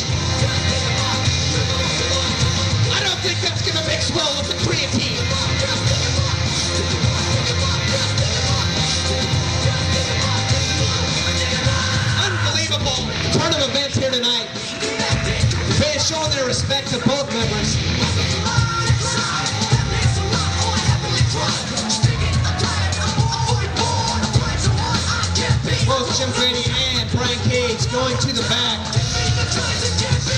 Incredible sportsmanship here tonight, ladies and gentlemen.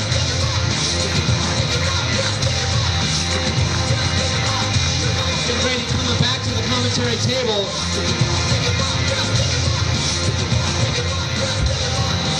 I just want to say, upon myself, every man in that back, we don't do this for the paycheck. We only do this to hear your screams, your cheers, your boos, your everything. I'm gonna miss this. Well said, Jim Grady. And we will miss you too.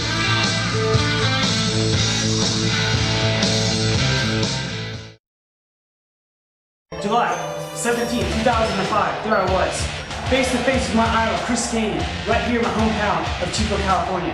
Sold out crowd on my feet, chanting my name, and somehow I came out and I got the 1, 2, 3. There I was, victorious, rolled up to the outside, friend and foe, dispersing from the locker room, hoisting me up on my shoulders. It was the greatest day of my life. It felt like I just won the world title at Madison Square Garden. I left the Western side because of you, JD. Don't think for one moment I forgot about you. Tonight, I got Brian Cage, one-on-one. Should it be me who should be the #1 contender tonight, taking on Dio to take that belt, the belt that is mine? Nothing has raised my hatred for you. What I'm gonna do to Brian Cage is not only hurt him physically, but I am going to end his career. Tonight, this is it. This is going to be the end. This will not be for the faint of heart. No, this is going to be an all-out fight. I'm going to finish it tonight, and Draven, I guarantee you, there will be blood. And kiss my ass.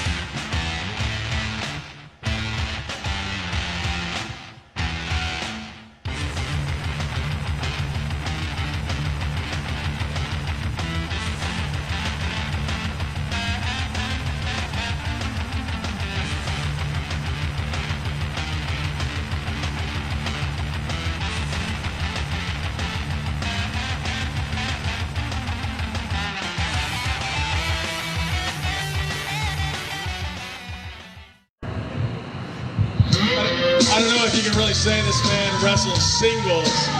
Always accompanied the ring by the one and only, the rotund, the armadillo himself, Gabe LaDouche. JJ Diamond, ladies and gentlemen. JJ weighs in at 180 pounds and he stands at 6 feet 1 inches tall.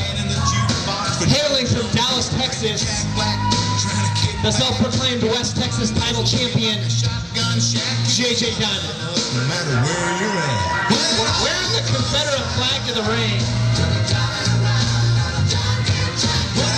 I don't agree with some of their antics, but it looks like he's coming over to me, so I guess he has something to say. Hey everybody, have you missed me? I know I've missed seeing all you over the last few weeks. I mean now, there's a lot of people out there that I'm better than, but I don't often get to see so many of them in one place. It's kind of a big boost to my rather moderate ego. So tonight I got explicit. The one guy that actually beat me in the last few months, granted it was by a low blow. And well, I got a few surprises for y'all tonight. So you sit back and enjoy JJ Diamond, everybody. You know, if I remember correctly, I don't believe JJ Diamond lost by a low blow. No. That was your rotund little buddy, Gabe LaDouche, was actually laid out on top of you. And I don't think you could have got his chunky ass off you since you're only about $1.60. You bring your fat ass to me, I'll lay you right back down, boy. JJ Diamond entered the ring with the with the West Texas belt around his waist. Sickens me to say that, I gotta be honest. It doesn't sit well with me either, but he is the champion, and I guess he can call the title whatever he wants. He can call it the Texas Hold'em Poker Championship for all I care. All right, ladies and gentlemen, well, his opponent and #1 contender at this point for the Northern California West Texas title, coming to the ring right now. He stands at 5 feet and 11 inches. He weighed in tonight at 221 pounds. Ladies and gentlemen, from San Diego, California, get up and give it up for Explicit. You know, Bickley, since JJ Diamond can call that title whatever he wants, and he's so close to the one and only Gabe LaDouche, can I just refer to it? Wait a minute! Brett Kilburn just came in, going right after the ankle and back of Explicit with the chair. Well, this match hasn't started, so that's completely legal. Yeah, it is. That's legal, damn it. The match hasn't started. Ring the bell. Ring the goddamn bell. You know, I actually like this Scottish little bastard right here. He's a decent drinker, but I don't know what the hell he's up to lately. Watch this for me, all right?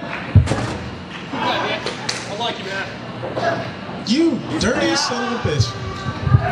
He decided to turn his back on me and join what they now call Team Diamond. It's just ridiculous antics by Brett Kilburn.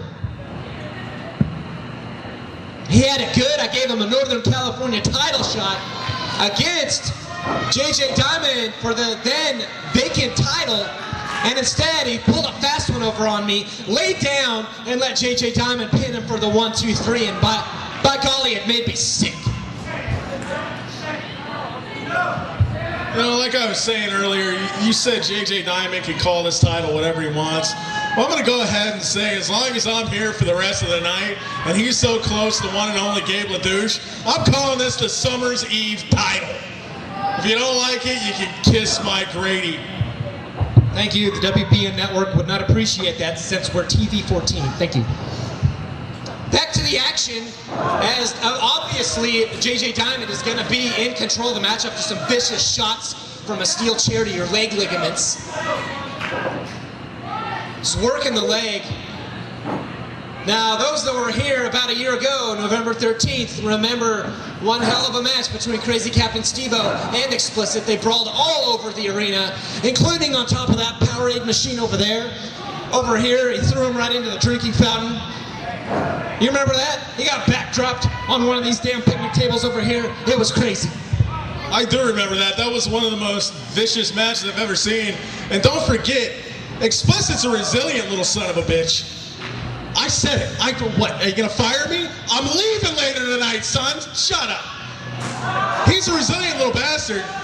Not only did he go through that match, did he get walking the plank off a ladder to the outside of the table. He went through that whole match, hip toss on the concrete crossbody blocks with 2 broken ribs and a torn lateral ligament. I think that's what it's called.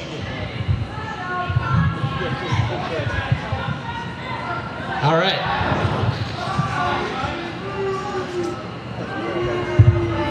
I just like to say, you know, being in this, only a 2 count, being in this Fed for a year, I have actually faced both JJ Diamond and Explicit. And I gotta say, as JJ Diamond said, Explicit already beat him, and there's a reason behind that. You never know what Explicit is gonna do.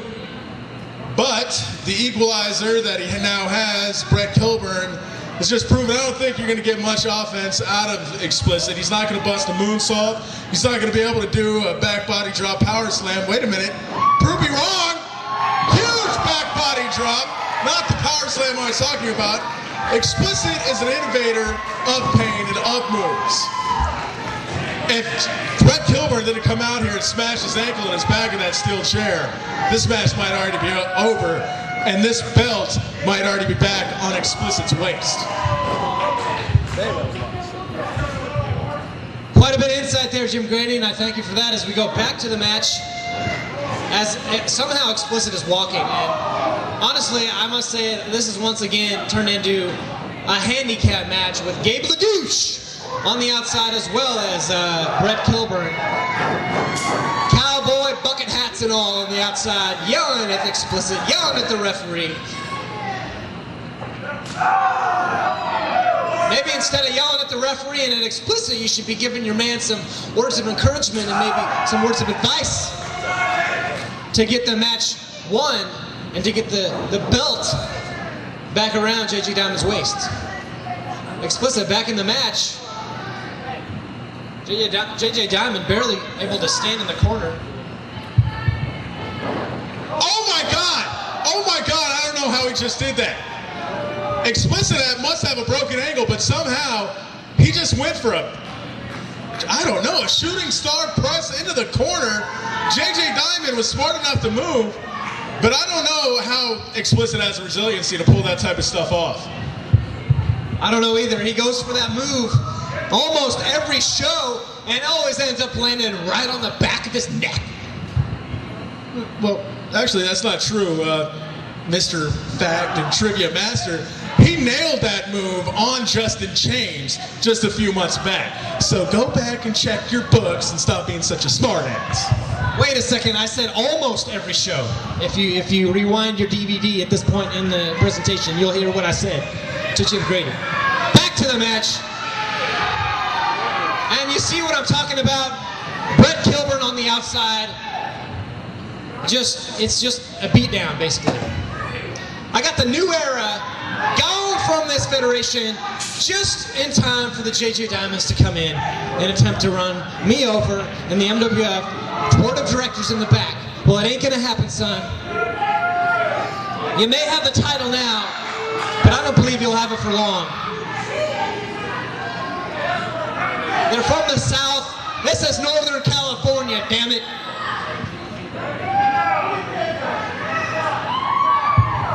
You know what? Just like Captain Steve-O said when he was JJ Diamond, the real JJ Diamond, damn it. I know exactly where JJ Diamond is from. He's from the same boondocks where they shot Deliverance. That's where he's from. Squeal like a pig. I can't stand that 37. All right. How come you got another flask? That's full? Go. All right, back to the match. A drinker always comes prepared. All right, well, back to the match once again. Explicit, back to his feet. Showing some offense. Throwing those vicious right hands, Irish whip, bringing him back. Backdrop, oh! Backdrop. Looked to be hitting with the backdrop power slam, but misses it. And once again, is attempting to go for it. Oh my God! What impact! Huge impact. Explicit didn't have enough left in his knee on that first attempt to catapult his opponent into the sky and hit him with almost a snapmare slam there out of midair. Always pulling out different variations of that maneuver is Explicit. And Explicit, knowing what it feels like to be a champion, he, along with Iron Weaver, the new #1 contender for the Northern California title, have both held that title before. And after tonight, you gotta think Iron Weaver is in the back right now, looking at the monitors, taking notes on this matchup, because he's the new Northern California #1 contender. And you gotta wonder who he would rather fight at an upcoming MWF event for that title. Well, you gotta remember, the man that took the NC title from Iron Weaver was Explicit himself, so I don't think Iron Weaver wants anything to do with Explicit. Perhaps not. But then again, you got to think that he's been in the ring with both men. Which one does he hold the advantage over? Is it the brawling of the JJ Diamond, or is it more of the luchador type skills from Explicit? You know, I don't think you can call a 240-pound man a luchador. I'm gonna just point out, wait a minute. Huge X Factor from Explicit. Huge!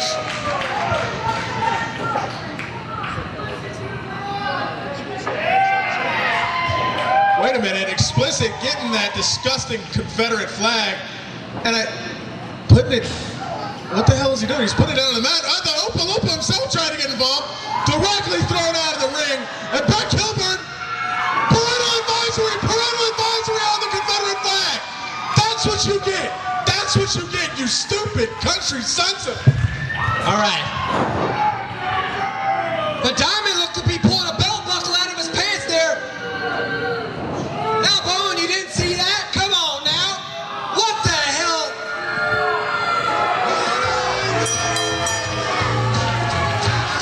Well, let me tell you this.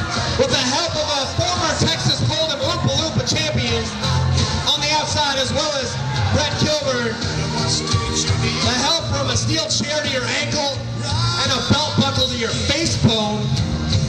That's ridiculous. Now, Bone. There's a Wall Street wonder boy sitting up. How do you not see that? You're blind and retarded, Dale Bone. That's what. Car loans and debt. No, shut up. Shut up. Ain't even fine. Get out of here. Traded You know what? for an SUV on a backwoods road down to Tennessee. Wait a minute, Jim Grady. Jim Grady's crazy. I have no idea what Jim Grady's doing.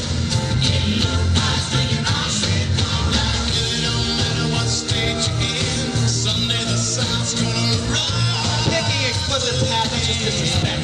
Come on. Come on, Kilburn, show some respect for the man. Ring attire at least. What the heck is that? Come on now. Thanks MWF fans for coming to this special MWF event. The MWF front offices is proud to present to you tonight's main event, the Grand Canyon Encounter. Brian Cage will be taking on former WCW WWE superstar Chris Canyon, the original innovator of offense.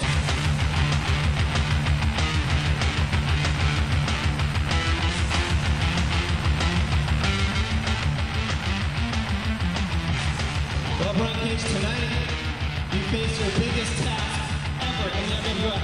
Tonight you take on Chris Canyon. Never been so nervous. I was expecting to come in tonight and to face Pirate Crazy Cat Steve-O. Chris Canyon! Now tonight, I'm fighting somebody who I've admired, who's inspired me, who's been one of my favorite wrestlers of all time. If you haven't heard, the washout known as Canyon has arrived. Chris Canyon! It was about some 10 years ago, August 13th. Arco Arena, Monday Night Raw, I was sitting in the 6th row. And listening to Brian Cage tell his little sob story. Brought a tear to my eye. And I swore he looked right at me, right in my eyes. He made that great eye contact. He gave me a thumbs up, I swear. Tonight, getting to go one-on-one with my idol, my hero. Let me tell you, it's a dream come true. And I will shake your hand for making it possible. Chris Canyon! You got it, Canyon! Well, the answer is nobody. Shut up. Chris Canyon! I'm gonna do my damnedest to try to prove who's better than Canyon.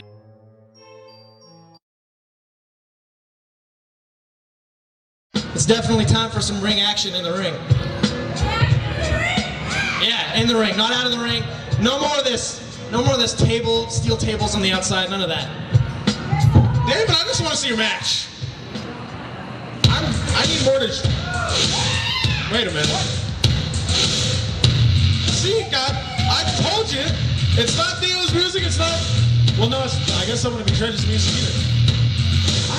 I'm really hungry. I just say. Ladies and gentlemen, this is not on the card tonight, but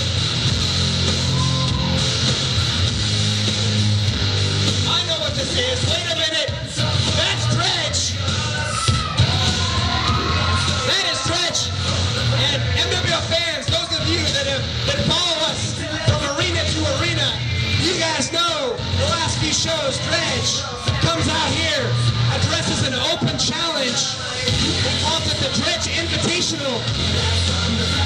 He's a former high school and college wrestler, taking his skills from college to the professional level. Tonight, once again, everybody's in for a treat. The Dredge Invitational. He looks ready in the ring right now. This man is focused, I'll tell you that right now. But the question remains, everyone here in the arena, as well as myself, Jim Grady, everybody in the back, the DJ, who's going to accept the challenge of Dredge? Who's going to accept the Dredge Invitational?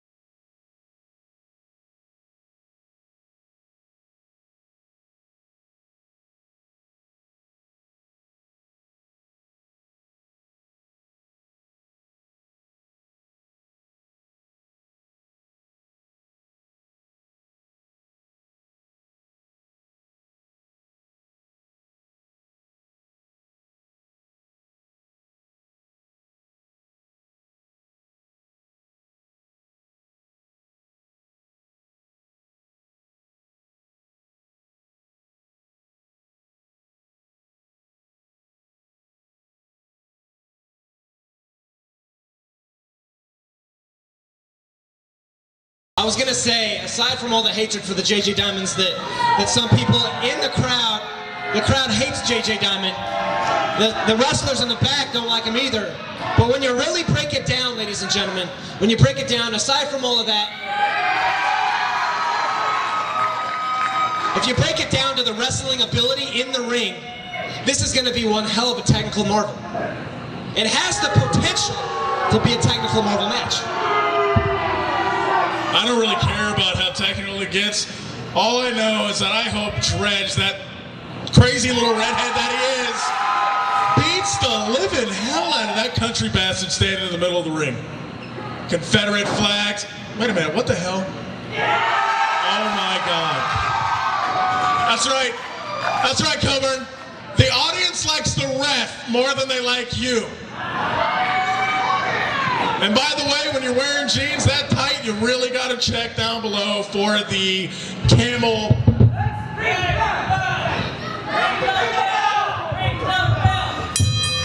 Shut your mouth! MWF fans, collar and elbow top, go behind by Kilburn. Dredge trying to break out of it. Reverses the go behind. Takes him down. Just mat wrestling to start. And a front face lock by Dredge.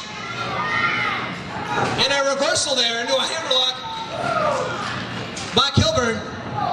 Now looking to take him down into a headlock now. Looks like Dredge still has that go behind. Has his arm now. Oh, now into a front face choke. And both wrestlers back to their feet.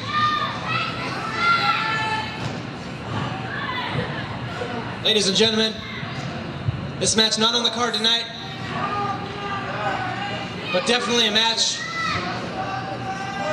I'm glad that I'm calling this match because this could be a very good one. That's right. This is all your clean cut, technical, grab the head, headlock, leg lock, arm lock. Let me tell you something. There's not going to be anything clean about this matchup right here.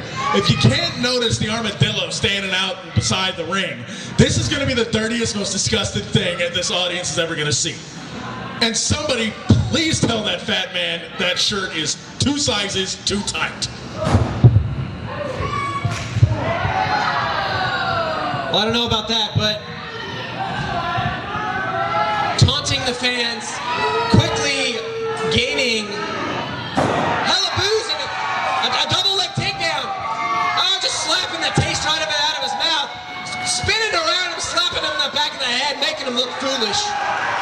That's right. And Dredge all fired up after that. No, get the douche. Get the douche. Oh, God, I swear to God, I thought Dredge was going to, like, plunge out the ring. I would have loved that. Wait a minute. What is Oompa Loompa? Oh, you just got caught, son. You just got caught. Dredge, grab him. Oh, damn it. Oh, over the top rope to the outside. If this was 1988, that would be a disqualification.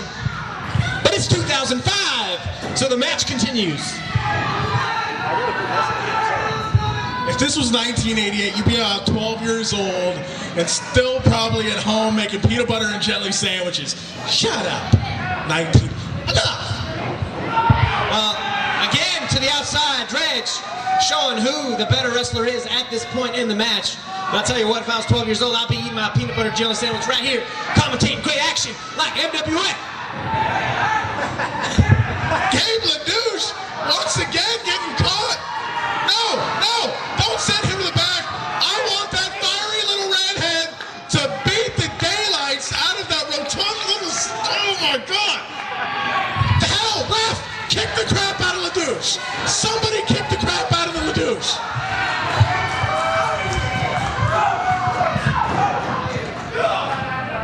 Ladies and gentlemen, Gabe LaDouche has been banned from ringside. Brett Kilburn is furious. And Gabe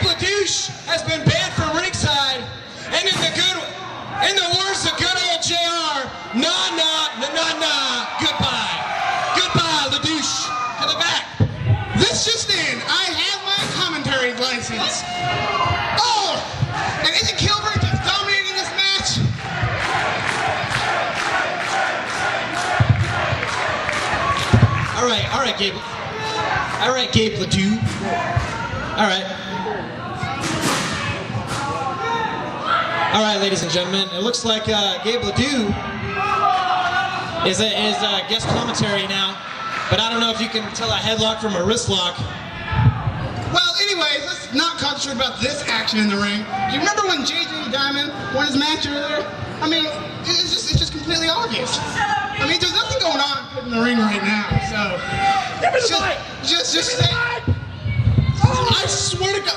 Oh, Jesus. Oh, my God, I'm going to have a migraine. This is like a bad hangover right now. Stop the pain. Well, you can tell by the comments from Jim Grady that JJ Diamond is back at ringside. I'd like to ask you a question, Gabe Ledoux. How was it to win that Texas Hold'em championship back in 1998? It's not Ledoux, son. It's douche. You're a douche, you dirty little bastard. It's Ledoux, goddammit! It's Ledoux! And look at the action in the ring. Brett Gilbert dominating once again. 1, 2. That should have been 3 with the incompetent referee. I hate you! Make me some chocolate, you fat Oompa Loompa! I only pray you get laryngitis in the next 10 seconds. Thank you! No! No! You're cut off from the microphone. You can sit here next to me and watch your man take on Dredge, your team, JJ Diamonds, whatever. But the fact of the matter is, the man hasn't won the match yet. Dredge is still undefeated in the Dredge Invitational. You know, Ledouche, I'm about 3 feet away from you. And I gotta say, you really are Quasimodo. You must have been in a bell tower for the past 10 years, because you reek, son. You smell of so many different kind of BOs, I'm about to gag. No. We don't need any response to that. Let's get back to the action. This is what it's all about. We're about wrestling. Come on, man. Bickley, you're absolutely right. The audience getting right behind Dredge, who is having a sleeper hold applied to him. I'm going to tell you right now, Dredge is not going to tap that. Dredge is not going to pass out. He knows how to get out of these moves. Dredge has invented moves like these. Yes, no, JJ sucks. Cheer, JJ sucks. Get louder. And a huge boot to the bottom of the chin to Dredge from Brett Gilbert.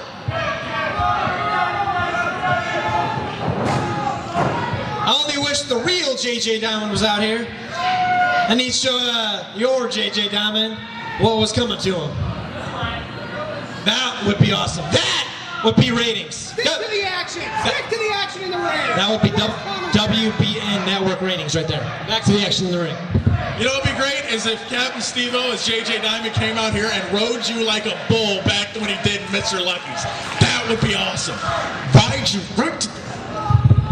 Oh! Now, we're back to the action here, and we have Brett Gilbert completely dominating Dredge. Dredge have got like no offense, and so let's see what Brett Gilbert. Oh, he's setting him up for a big suplex here, and no. Okay, woo! That was a close one. Oh, big elbow. That's what I'm talking about. Congratulations, you can call an elbow. All right, back now. Now, that was a suplex that was reversed into an attempt at a victory roll, right? No. They were kicked out. No, it was all part of Brett Gilbert's plan. Trust me, I trained with him. That's what it was. Brett Kilburn's plan, according to Gabe Ledoux. He's totally dominating. And a headlock wearing down Dredge now. But let me remind everyone, Dredge has the stamina to go the distance in the match. He's wrestled at least 30 minutes before in the past. Just like you said, Bickley, Dredge has wrestled 30 minutes before, at least in the past. He did a 30-minute time limit match. I believe it was as many falls as possible was the winner.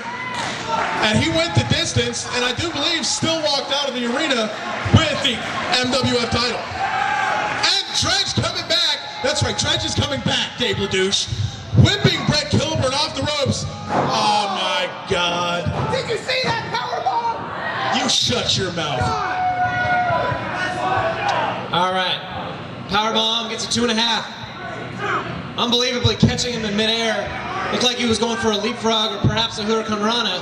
Caught him in midair and just planted him with that powerbomb.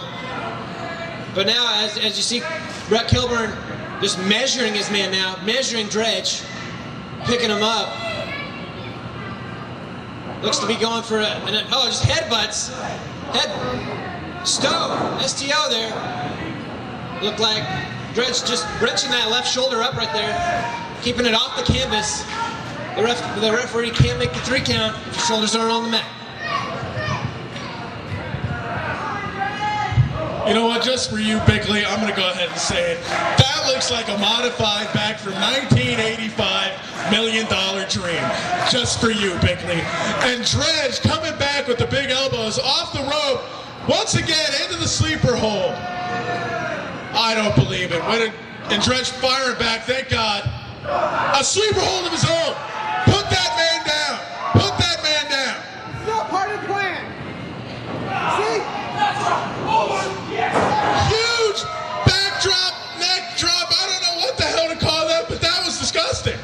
Looked like a T-bone suplex there as Brett Kilburn was folded up like an accordion.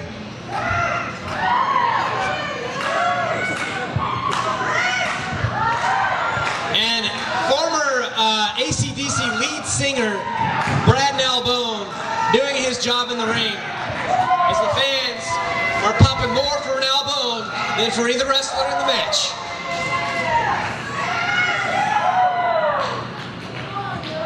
Kilburn back to his feet, but I don't think he knows where he's at.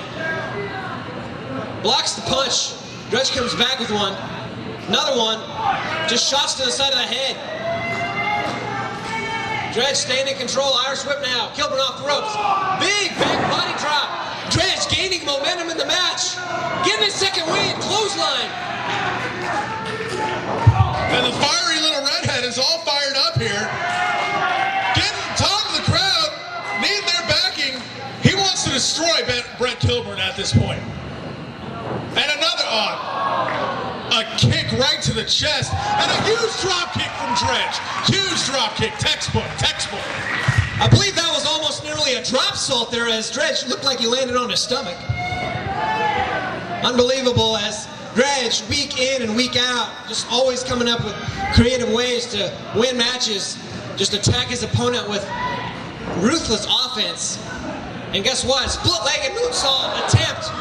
Didn't land it 100%.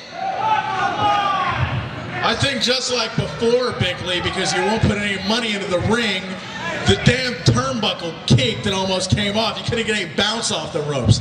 You are the cheapest man alive. Do you know that?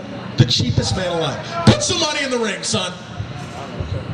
I'm the MWF commissioner. I am not the MWF owner. If you would like to take up the ring assessments, the ring the way it is, everything in the back, take it up with the MWF owner. I make matches, I make shows, I book shows. I'm not the owner. Huge enziguri from Brett Kilburn. And shut up. I hate you. I swear to God. You're going to be the only reason I'm going to be happy going to Atlanta, because I never have to see your disgusting face again. That is the stupidest bow tie ever, by the way. You know what? The douche, the only thing we'll agree on right there. That is the stupidest bow tie ever. Brett Kilburn picking up Dredge right on his shoulders in a fireman's carry. I've seen this before. No, Dredge firing back with those elbows. Calling for it, calling for the Falcon Arrow. Battles out, and that was a low blow. JJ Diamond just distracted the referee, and Kilburn got in the low blow, and now the Death Valley, I can't even speak.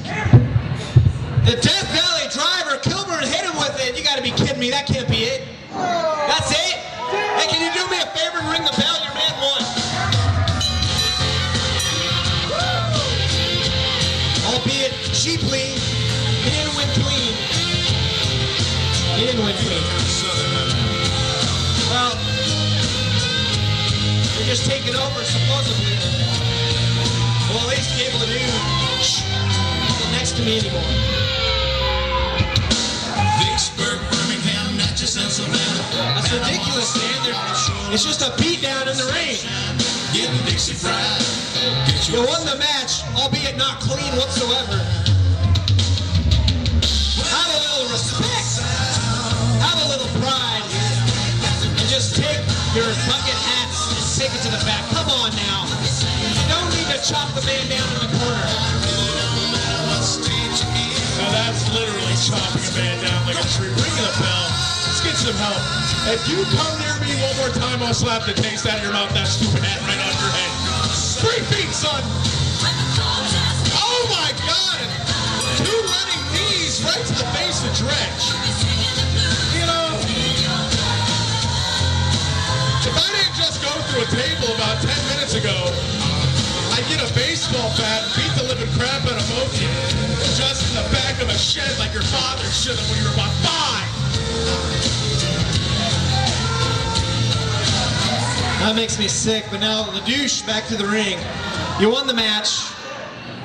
You won the match. Just take your bucket hats, take your title, hit the dressing room, and we'll see you next week. Come on. No, we don't need a steel chair.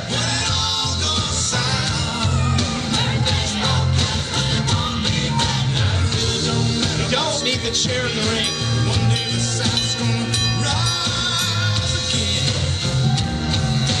Come on, show some compassion.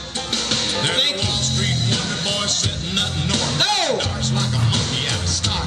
Come on. Homes, car loans, and Get some help out here. divorce ain't even fine yet. Traded MBA for an SUV on a backwood road down a Tennessee. Come on, damn it. Manhattan ain't the place to be. Bouncing Dredge's head off of the turnbuckle. You won the match. Take yourself to the back. How many times do I have to say it? No, we don't need this. Get out. Come on. David, we got other matches to carry on, you stupid bastards. Get away from the ring. Oh my God. I believe they call it the Mason-Dixie line. That's it. You guys got to get the hell away from the ring. We got a show to carry on. I can't handle this crap. Get the hell away from the ring. Diamonds, we're on TV time. Get to the back. Vicksburg, Birmingham, Ladies and gentlemen, it's going on way too long and I apologize. in the sunshine. I'm ready for the main event. Obviously, the JJ Diamonds aren't, as they're still at ringside. Yeah. You have your belt, you have your flag, you have your bucket hats, you have your Texas Hold'em Championship. I understand. You're from the South. You're from the South. You beat down a man. You gotta win. Oh, come on, don't take his jacket. That's at least $200. Don't take the man's jacket. That's ridiculous. Jim Brady helping out Dredge, taking him to the back. Ladies and gentlemen, that went on way too long. Way too long. Dredge, feel the effects of that just chair shot to the head. I'm amazed he's even conscious, but ladies and gentlemen, finally that god-awful music is off. We don't have to hear about the South. We don't have to hear about JJ Diamonds, although, knock on wood, I said that once and then it came back out here. All right, ladies and gentlemen, with everything put aside, it's now time for the MWF main event of the evening. It's for the MWF World Heavyweight title, and it will be a ladder match. That's right. Now Bone, getting ready. Now Bone pouring some water on his head as he can't take the pressure of reffing every single match tonight. Get in the ring, son. We're ready. Jim Grady back at ringside. All right. By the ref. You're wasted. Shut up. All right. You're cut off. All right, now Bones in the ring. We're ready for this. Ladies and gentlemen. Now coming to the ring. your favorite pirate and mine. He stands at 6 feet, 1 inch tall. He weighs in at 157 pounds. From the pirate ship, give it up for Crazy Captain Steve-O's return. Crazy Captain Steve-O.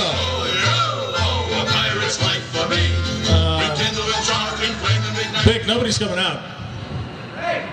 Hey, I'm sorry to say it, but I mean, are you sure Steve-O's even here? I mean, honestly, I know you booked for the match. You said he'd be here, but he's probably still killed.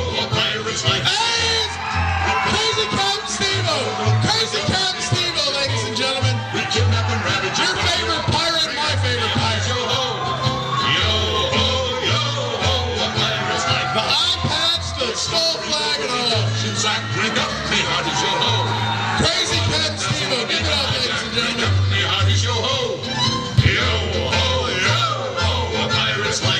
Thank goodness he made it here on time. I tell you what, there was nobody left in the locker room for me to bring out here. I would have had to back Joey Scales or something. No, look, listen. I don't care whatever happens in this Fed while I'm gone. We will never stoop as low to bring back Joey Scales. Ladies and gentlemen, standing at 5'10", 255 pounds, from Vallejo, California, your MWF champion, Dio. A break bread, nigga. Hey, I'm a maniac. Wanna tell the whole world Mr. Pain is back. Seriously though? You got punked out by the referee. Oh, he'll be on his paycheck cut later, so I don't have to deal with that. I'll deal with it behind the scenes. But ladies and gentlemen, the beast from the East, he's held the MWF World Heavyweight title for over 5 months. A man of 1,000 holds. Give it up for Dio. And ladies and gentlemen, as you can witness at ringside, we don't see EC Funk anywhere. And I tell you what, the past couple of weeks, Dio's been getting it done on his own. Dio hasn't needed the advice from his man, EC Funk at ringside. He's been getting the wins week in and week out. Oh my God! Springboard plancha. That was the springboard Lasilia to the outside, ring the damn bell. Ladies and gentlemen, I know earlier we haven't rung the bell or started the match because they were on the outside, but it really doesn't matter because the only way to win in this ring, in this match tonight, is to climb a 6-foot, 7-foot ladder and grab the gold that you see dangling in the middle of that ring tonight. And this match is going to be nuts. Steve-O trying to throw Dio into the glass, and Dio slamming Captain Steve-O into that glass. That's not only glass, that's solid steel glass on the outside. The kidneys just aching on the outside. And let me tell you, I don't see a ladder anywhere in sight. I don't know how long this match is going to go. You know, just for good old SR, I'm going to say that's steel glass wrapped in barbed wire. Shut up, Freddie. If barbed wire ever enters our federation, I will walk out that door. Ladies and gentlemen, this has turned into a brawl on the outside. Dio has the advantage. We all saw a couple weeks ago Dio and Crazy Captain Steve-O have a match before. Dio coming out the winner. Crazy Captain Steve-O demanded a ladder match. Bouncing the skull of Dio off of the ring post. He could have a concussion after that. How many concussions are we going to see tonight? I know earlier we broke a record for most mat kips in a match, but tonight we may break a record for most concussions as well. Again, Dio.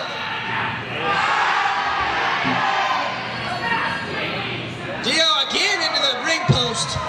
The ref can barely watch. And I gotta ask the referee, where's the ladder? Is there even a ladder here? Wouldn't that be your job to make sure there's a ladder for the ladder match that the commissioner booked himself? What? Perhaps, but perhaps I think that Steve-O is agile enough to jump off the top rope and grab the title, and then maybe it's all just a... You're an idiot. All right, ladies and gentlemen, I am glad this is my final match. for my final time with Jim Grady at ringside, as he definitely is drinking more than he can handle. But back to the ring action. I'd just like to call this match, this is the main event of the evening. I'd just like to call it like it is. You know what? You know what? I'm drunk. I'm drunk. It's beautiful. It's beautiful. It's my last night. I can be drunk if I want to be drunk. So, piss off. Alright, Dio, right through the middle ropes. That's the biggest punch I've ever seen in wrestling history. That's amazing. I think he just crushed Captain Steve on the outside. And here we go. Dio is going out of the ring. I don't know if he's going to grab a ladder, a table, a chair. What's he got? We can't see from this angle. The audience is definitely cheering for something. What does he have? There it is, ladies and gentlemen. There's the ladder. That is going to be the biggest factor in this match here tonight. The ladder is in the ring. I believe that is a 10-foot ladder that Dio has just thrown into the ring. And you got to think that the challenger in this match may have the advantage. He's lighter, he's more nimble, and he can climb a ladder faster than Dio. But you also have to remember, Dio was in that match on November 13th, 2004, the triple threat match for the Northern California title, as we all saw him get backdropped off the top of the ladder, and that definitely had something to do with his early retirement. Now already back up the ring, up to the top. The ref helping hold the ladder. It could already be over. Dio looking to grab the ladder, but wait a minute. Steve-O up to the perch, his home. Oh my God, crossbody. But I think Dio at the last second turned it, and then he landed 255 pounds onto the kidneys of crazy Captain Steve-O, and I believe both wrestlers are hurt. Ladies and gentlemen, that's how you get broken ribs right there. I don't think Steve-O is going to be able to breathe after that. If Dio can get up and get to that belt, he might have this match won, but I can't believe crazy Captain Steve-O, the crazy little bastard, is on his feet, and a huge boot to Dio's head. Unbelievable, ladies and gentlemen. This is a dangerous sport, and I recommend nobody try this at home. And it just, now using the ladder as a weapon to that back, that same back that had to have surgery some 9 months ago. And now looks to Irish whip him into the ladder, but instead, the back of crazy Captain Steve-O and the kidneys right into that steel ladder. Now chopping him down in the corner. Dio sets up for a vertical suplex. Snap suplex. That's patented Dio. Dio getting that ladder. I think he's going to return the favor to Captain Steve-O. Or, no, wait a minute. It looks like he's setting the ladder up on the second turnbuckle. I have no idea what's going to go on here. Huge boot to the stomach. Dio whipping him into the turnbuckle. Oh, and a back body drop. Captain Steve-O's legs landed right in between those ladder rungs. I believe crazy Captain Steve-O's ankle could be broken as he landed awkwardly on that ladder. And once you inflict an injury like that, especially when facing Dio, you know that Dio's going to work that injury. And now, oh my God, he's not looking to powerbomb him on the ladder, is he? That's ridiculous. That is ridiculous. You're going to end the man's career. Come on. Oh my God. That is unforgiving ladder right there. Solid steel.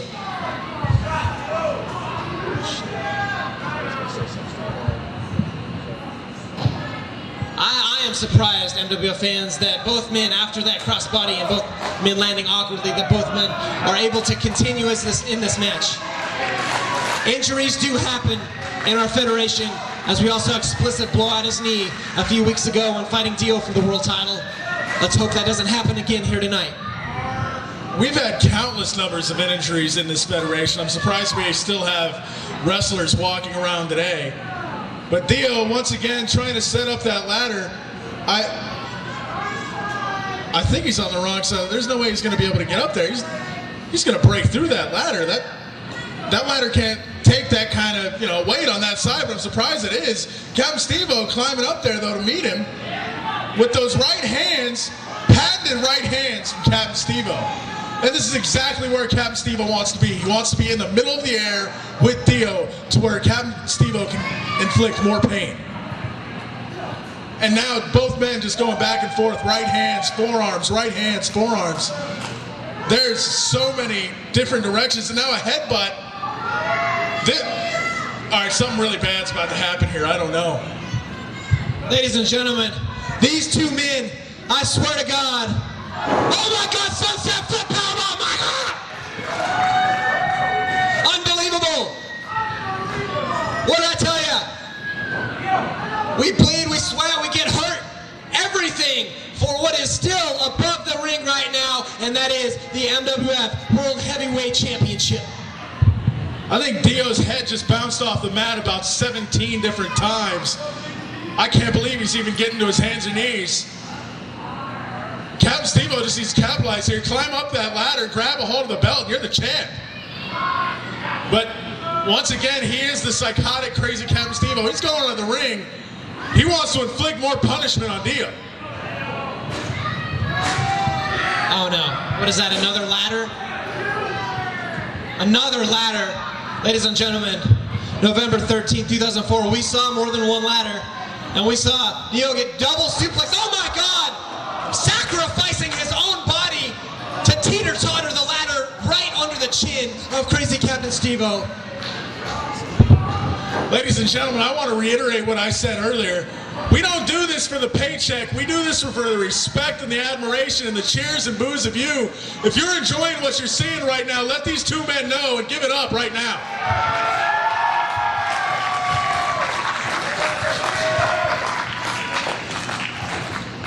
Back to the action, unbelievable, as Dio's head has to be ringing after that powerbomb off the top of the ladder. Ridiculous maneuver. Ridiculous maneuver that I would never think that I would see in a federation like this. And another ladder, that one's even taller. Dio's setting up both ladders. Maybe he thinks,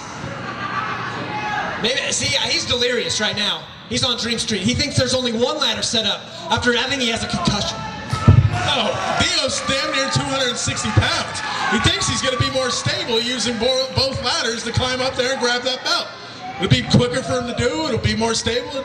It's a perfect idea. You're an idiot. Wait a minute, crazy Captain Steve-O in there and just throwing the forearms, the lower back of Dio. The referee making sure that neither one of these ladders, oh my God, that's just a blatant hair pull, throwing him right to the mat. Steve-O, if you can just climb that ladder, you can win the MWF World Heavyweight Championship. You've held it before, son. Climb that ladder. Just another rung. Another rung. Reach up and grab the gold. Oh no, Dio's up the ladder now. Dio's on the second ladder. Ladies and gentlemen, so close, fingertips touching gold, but Dio is up the ladder as well. If you'll notice, Ref Nailbone is actually off the ring mat. He's holding both ladders to keep both men stable. Oh my God, we're not going to see this. Oh my God, no. Burning hammer! Ladder, burning hammer! No, I believe that was the coast to coast off the top of the ladder. Inverted DVD, according to Grady. Call it what you like it, folks. It's unbelievable.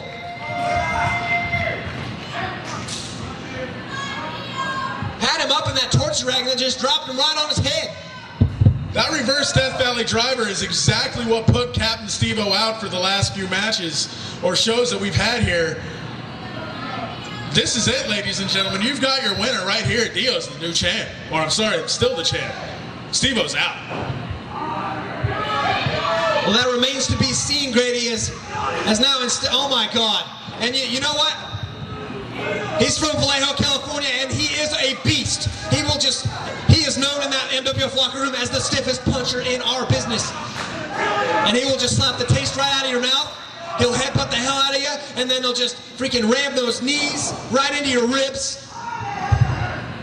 If the audience can't hear Dio, I think he just said twice in absolute anger, he's going to kill Captain Steve-O. He just screamed twice, I am going to kill you. I am going to kill you. Bigley, this match has got to stop. Dio's an animal. Oh my God. Duck and a huge elbow from Captain Steve-O. Captain Steve-O needs to fight back right now. Well, I'll tell you, Jim Grady, the last thing that we need is crazy Captain Steve-O to be dead. Dead? Is that what you just said? All right, just check. Crazy Captain Steve-O trying to get the advantage here. He's got a hold of both ladders. I don't know what the hell he's doing.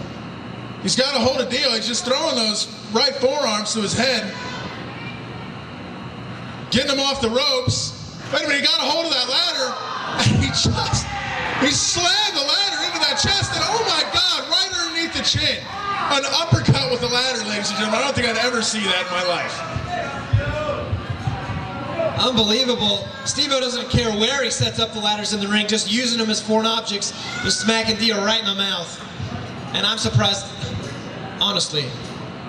What great action in the ring right now, I gotta say. I don't think any other two competitors could still be standing after the punishment both of these wrestlers has endured to this point in the match.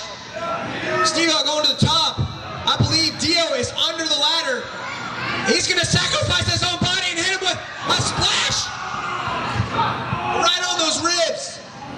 The same ribs that Dio landed on him on that crazy crossbody off the ladder earlier. I don't know who took the worst of that move. This is why we call this man crazy.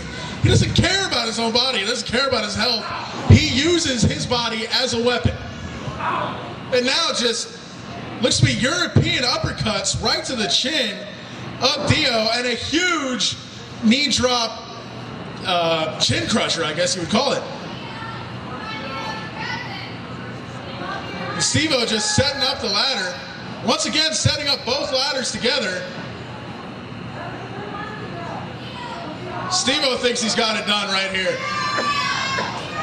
I think it's a mistake. Dio's on his feet.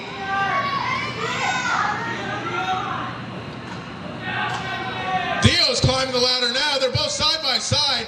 Steve-O just dropped down a rung. How many high-impact maneuvers are we going to see off these ladders here tonight? The referee has to check on both these competitors and make sure they can continue. But Steve-O is just fingertips away once again from the ladder. But I believe Steve-O needs to start by throwing Dio out of the ring, giving him enough time to grab the title and bring it down for the win. Oh no, not a choke slam from that height! Oh my God! A choke slam, and that will kill your kidneys from 72 feet in the air, crashing down to the unforgiving steel canvas that you see in front of you. Bigley, that's not really going to kill your kidneys. That's going to kill your head. His head is ringing right now. Crazy Captain Steve-O's dead. That's it. That's what it is. Crazy Captain Steve-O's unconscious right now. There's no way this man is alive. Once again, Dio thinks it's over. Then I guess I do too, but Steve-O's rolling around. He thinks he's still got this in the bag. And Dio, wait a minute. I don't think Dio can make it up that ladder. Dio just realized he's too far away from the belt. He cannot get to the belt from that ladder. Well, I'll tell you what, both competitors right now in this match have to be a little loopy. They can't be 100% conscious, knowing what they're doing, throwing them off the ladder.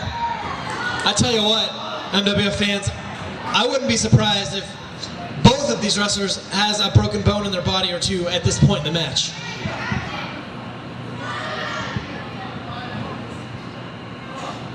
Unbelievably, Crazy Captain Steve-O, again, I can't say it enough, the man is back to his feet, again.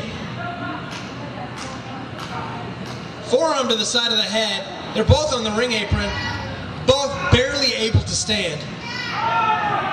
And it's breaking down now into just a downright street fight on the ring apron on the outside. What the hell is this?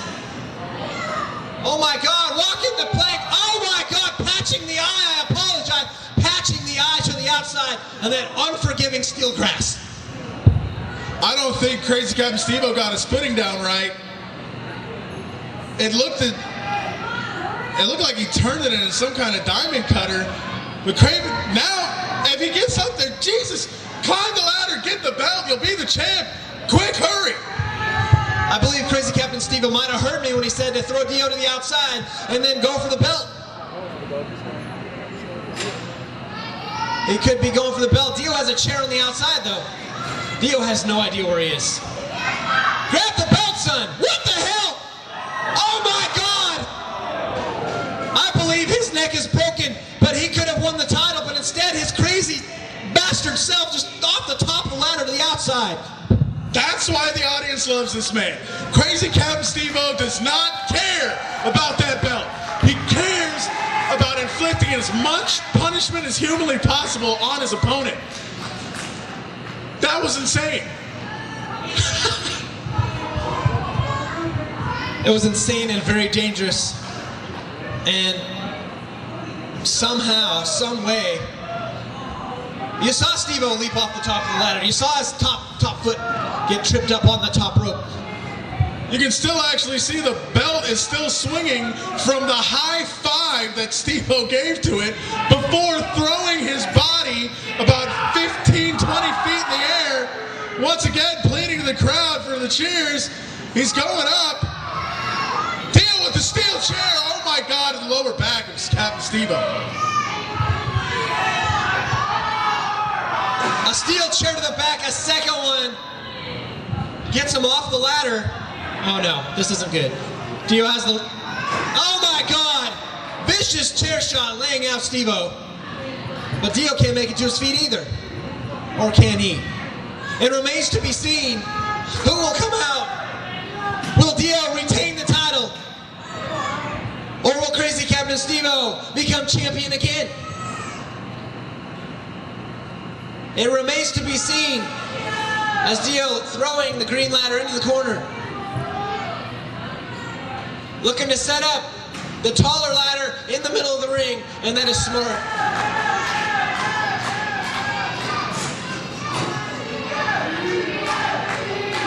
Fans strongly all of a sudden behind Dio. The crowd is split. I believe the crowd respects both of these competitors in this matchup.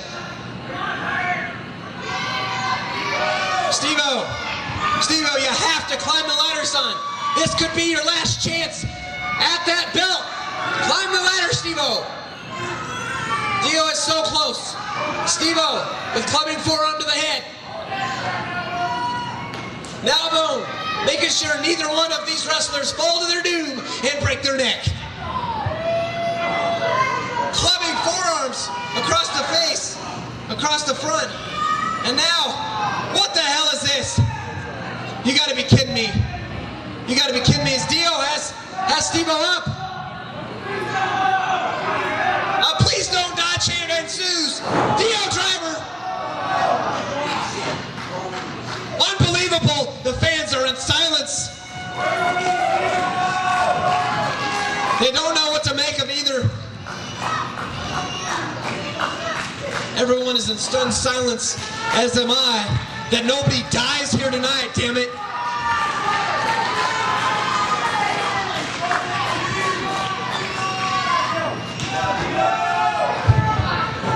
Bickley, I think you're wrong. I don't think that was a Dio driver.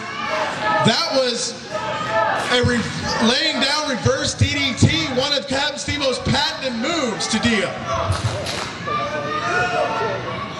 And the shrimp killer from Captain Steve-O.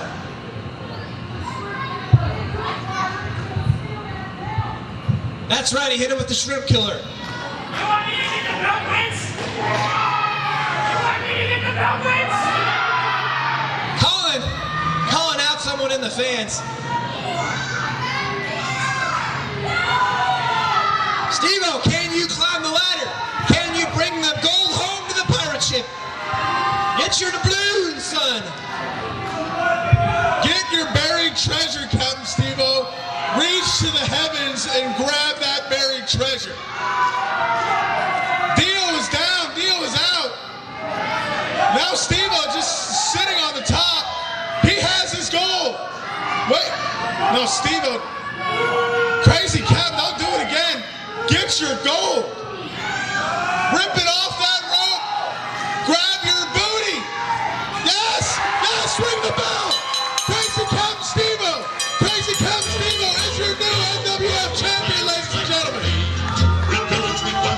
Unbelievable match. Dio's 5-month-plus reign as world champion comes to the end, and you gotta wonder if EC Funk was here, would his man have still held the gold here tonight? But Crazy Captain Steve on top of the ladder, bringing the gold home to the pirate ship, thanking all of his fans. And a splash. Unbelievable. I can't believe what I've just witnessed. He brings the gold home. Ladies and gentlemen, Crazy Captain Steve-O has not held the world title since Dredge beat him some 2 years ago for that belt. Ladies and gentlemen, you've witnessed history here tonight. And what a way to go out at Off the Wall Arena. None other than the man himself, Crazy Captain Steve-O, bringing the gold home. And Dio needing some medical attention on the way out. I have never seen so many high offense impact moves off of 2 ladders in the ring. And have 2 members of the match just continue to battle it out till the end. Dio didn't have enough left. Dio to the back. Ladies and gentlemen, I want to thank everyone for showing up here tonight, making this event what it was. I'd like to thank Back in the House Productions for all their hard work filming our events.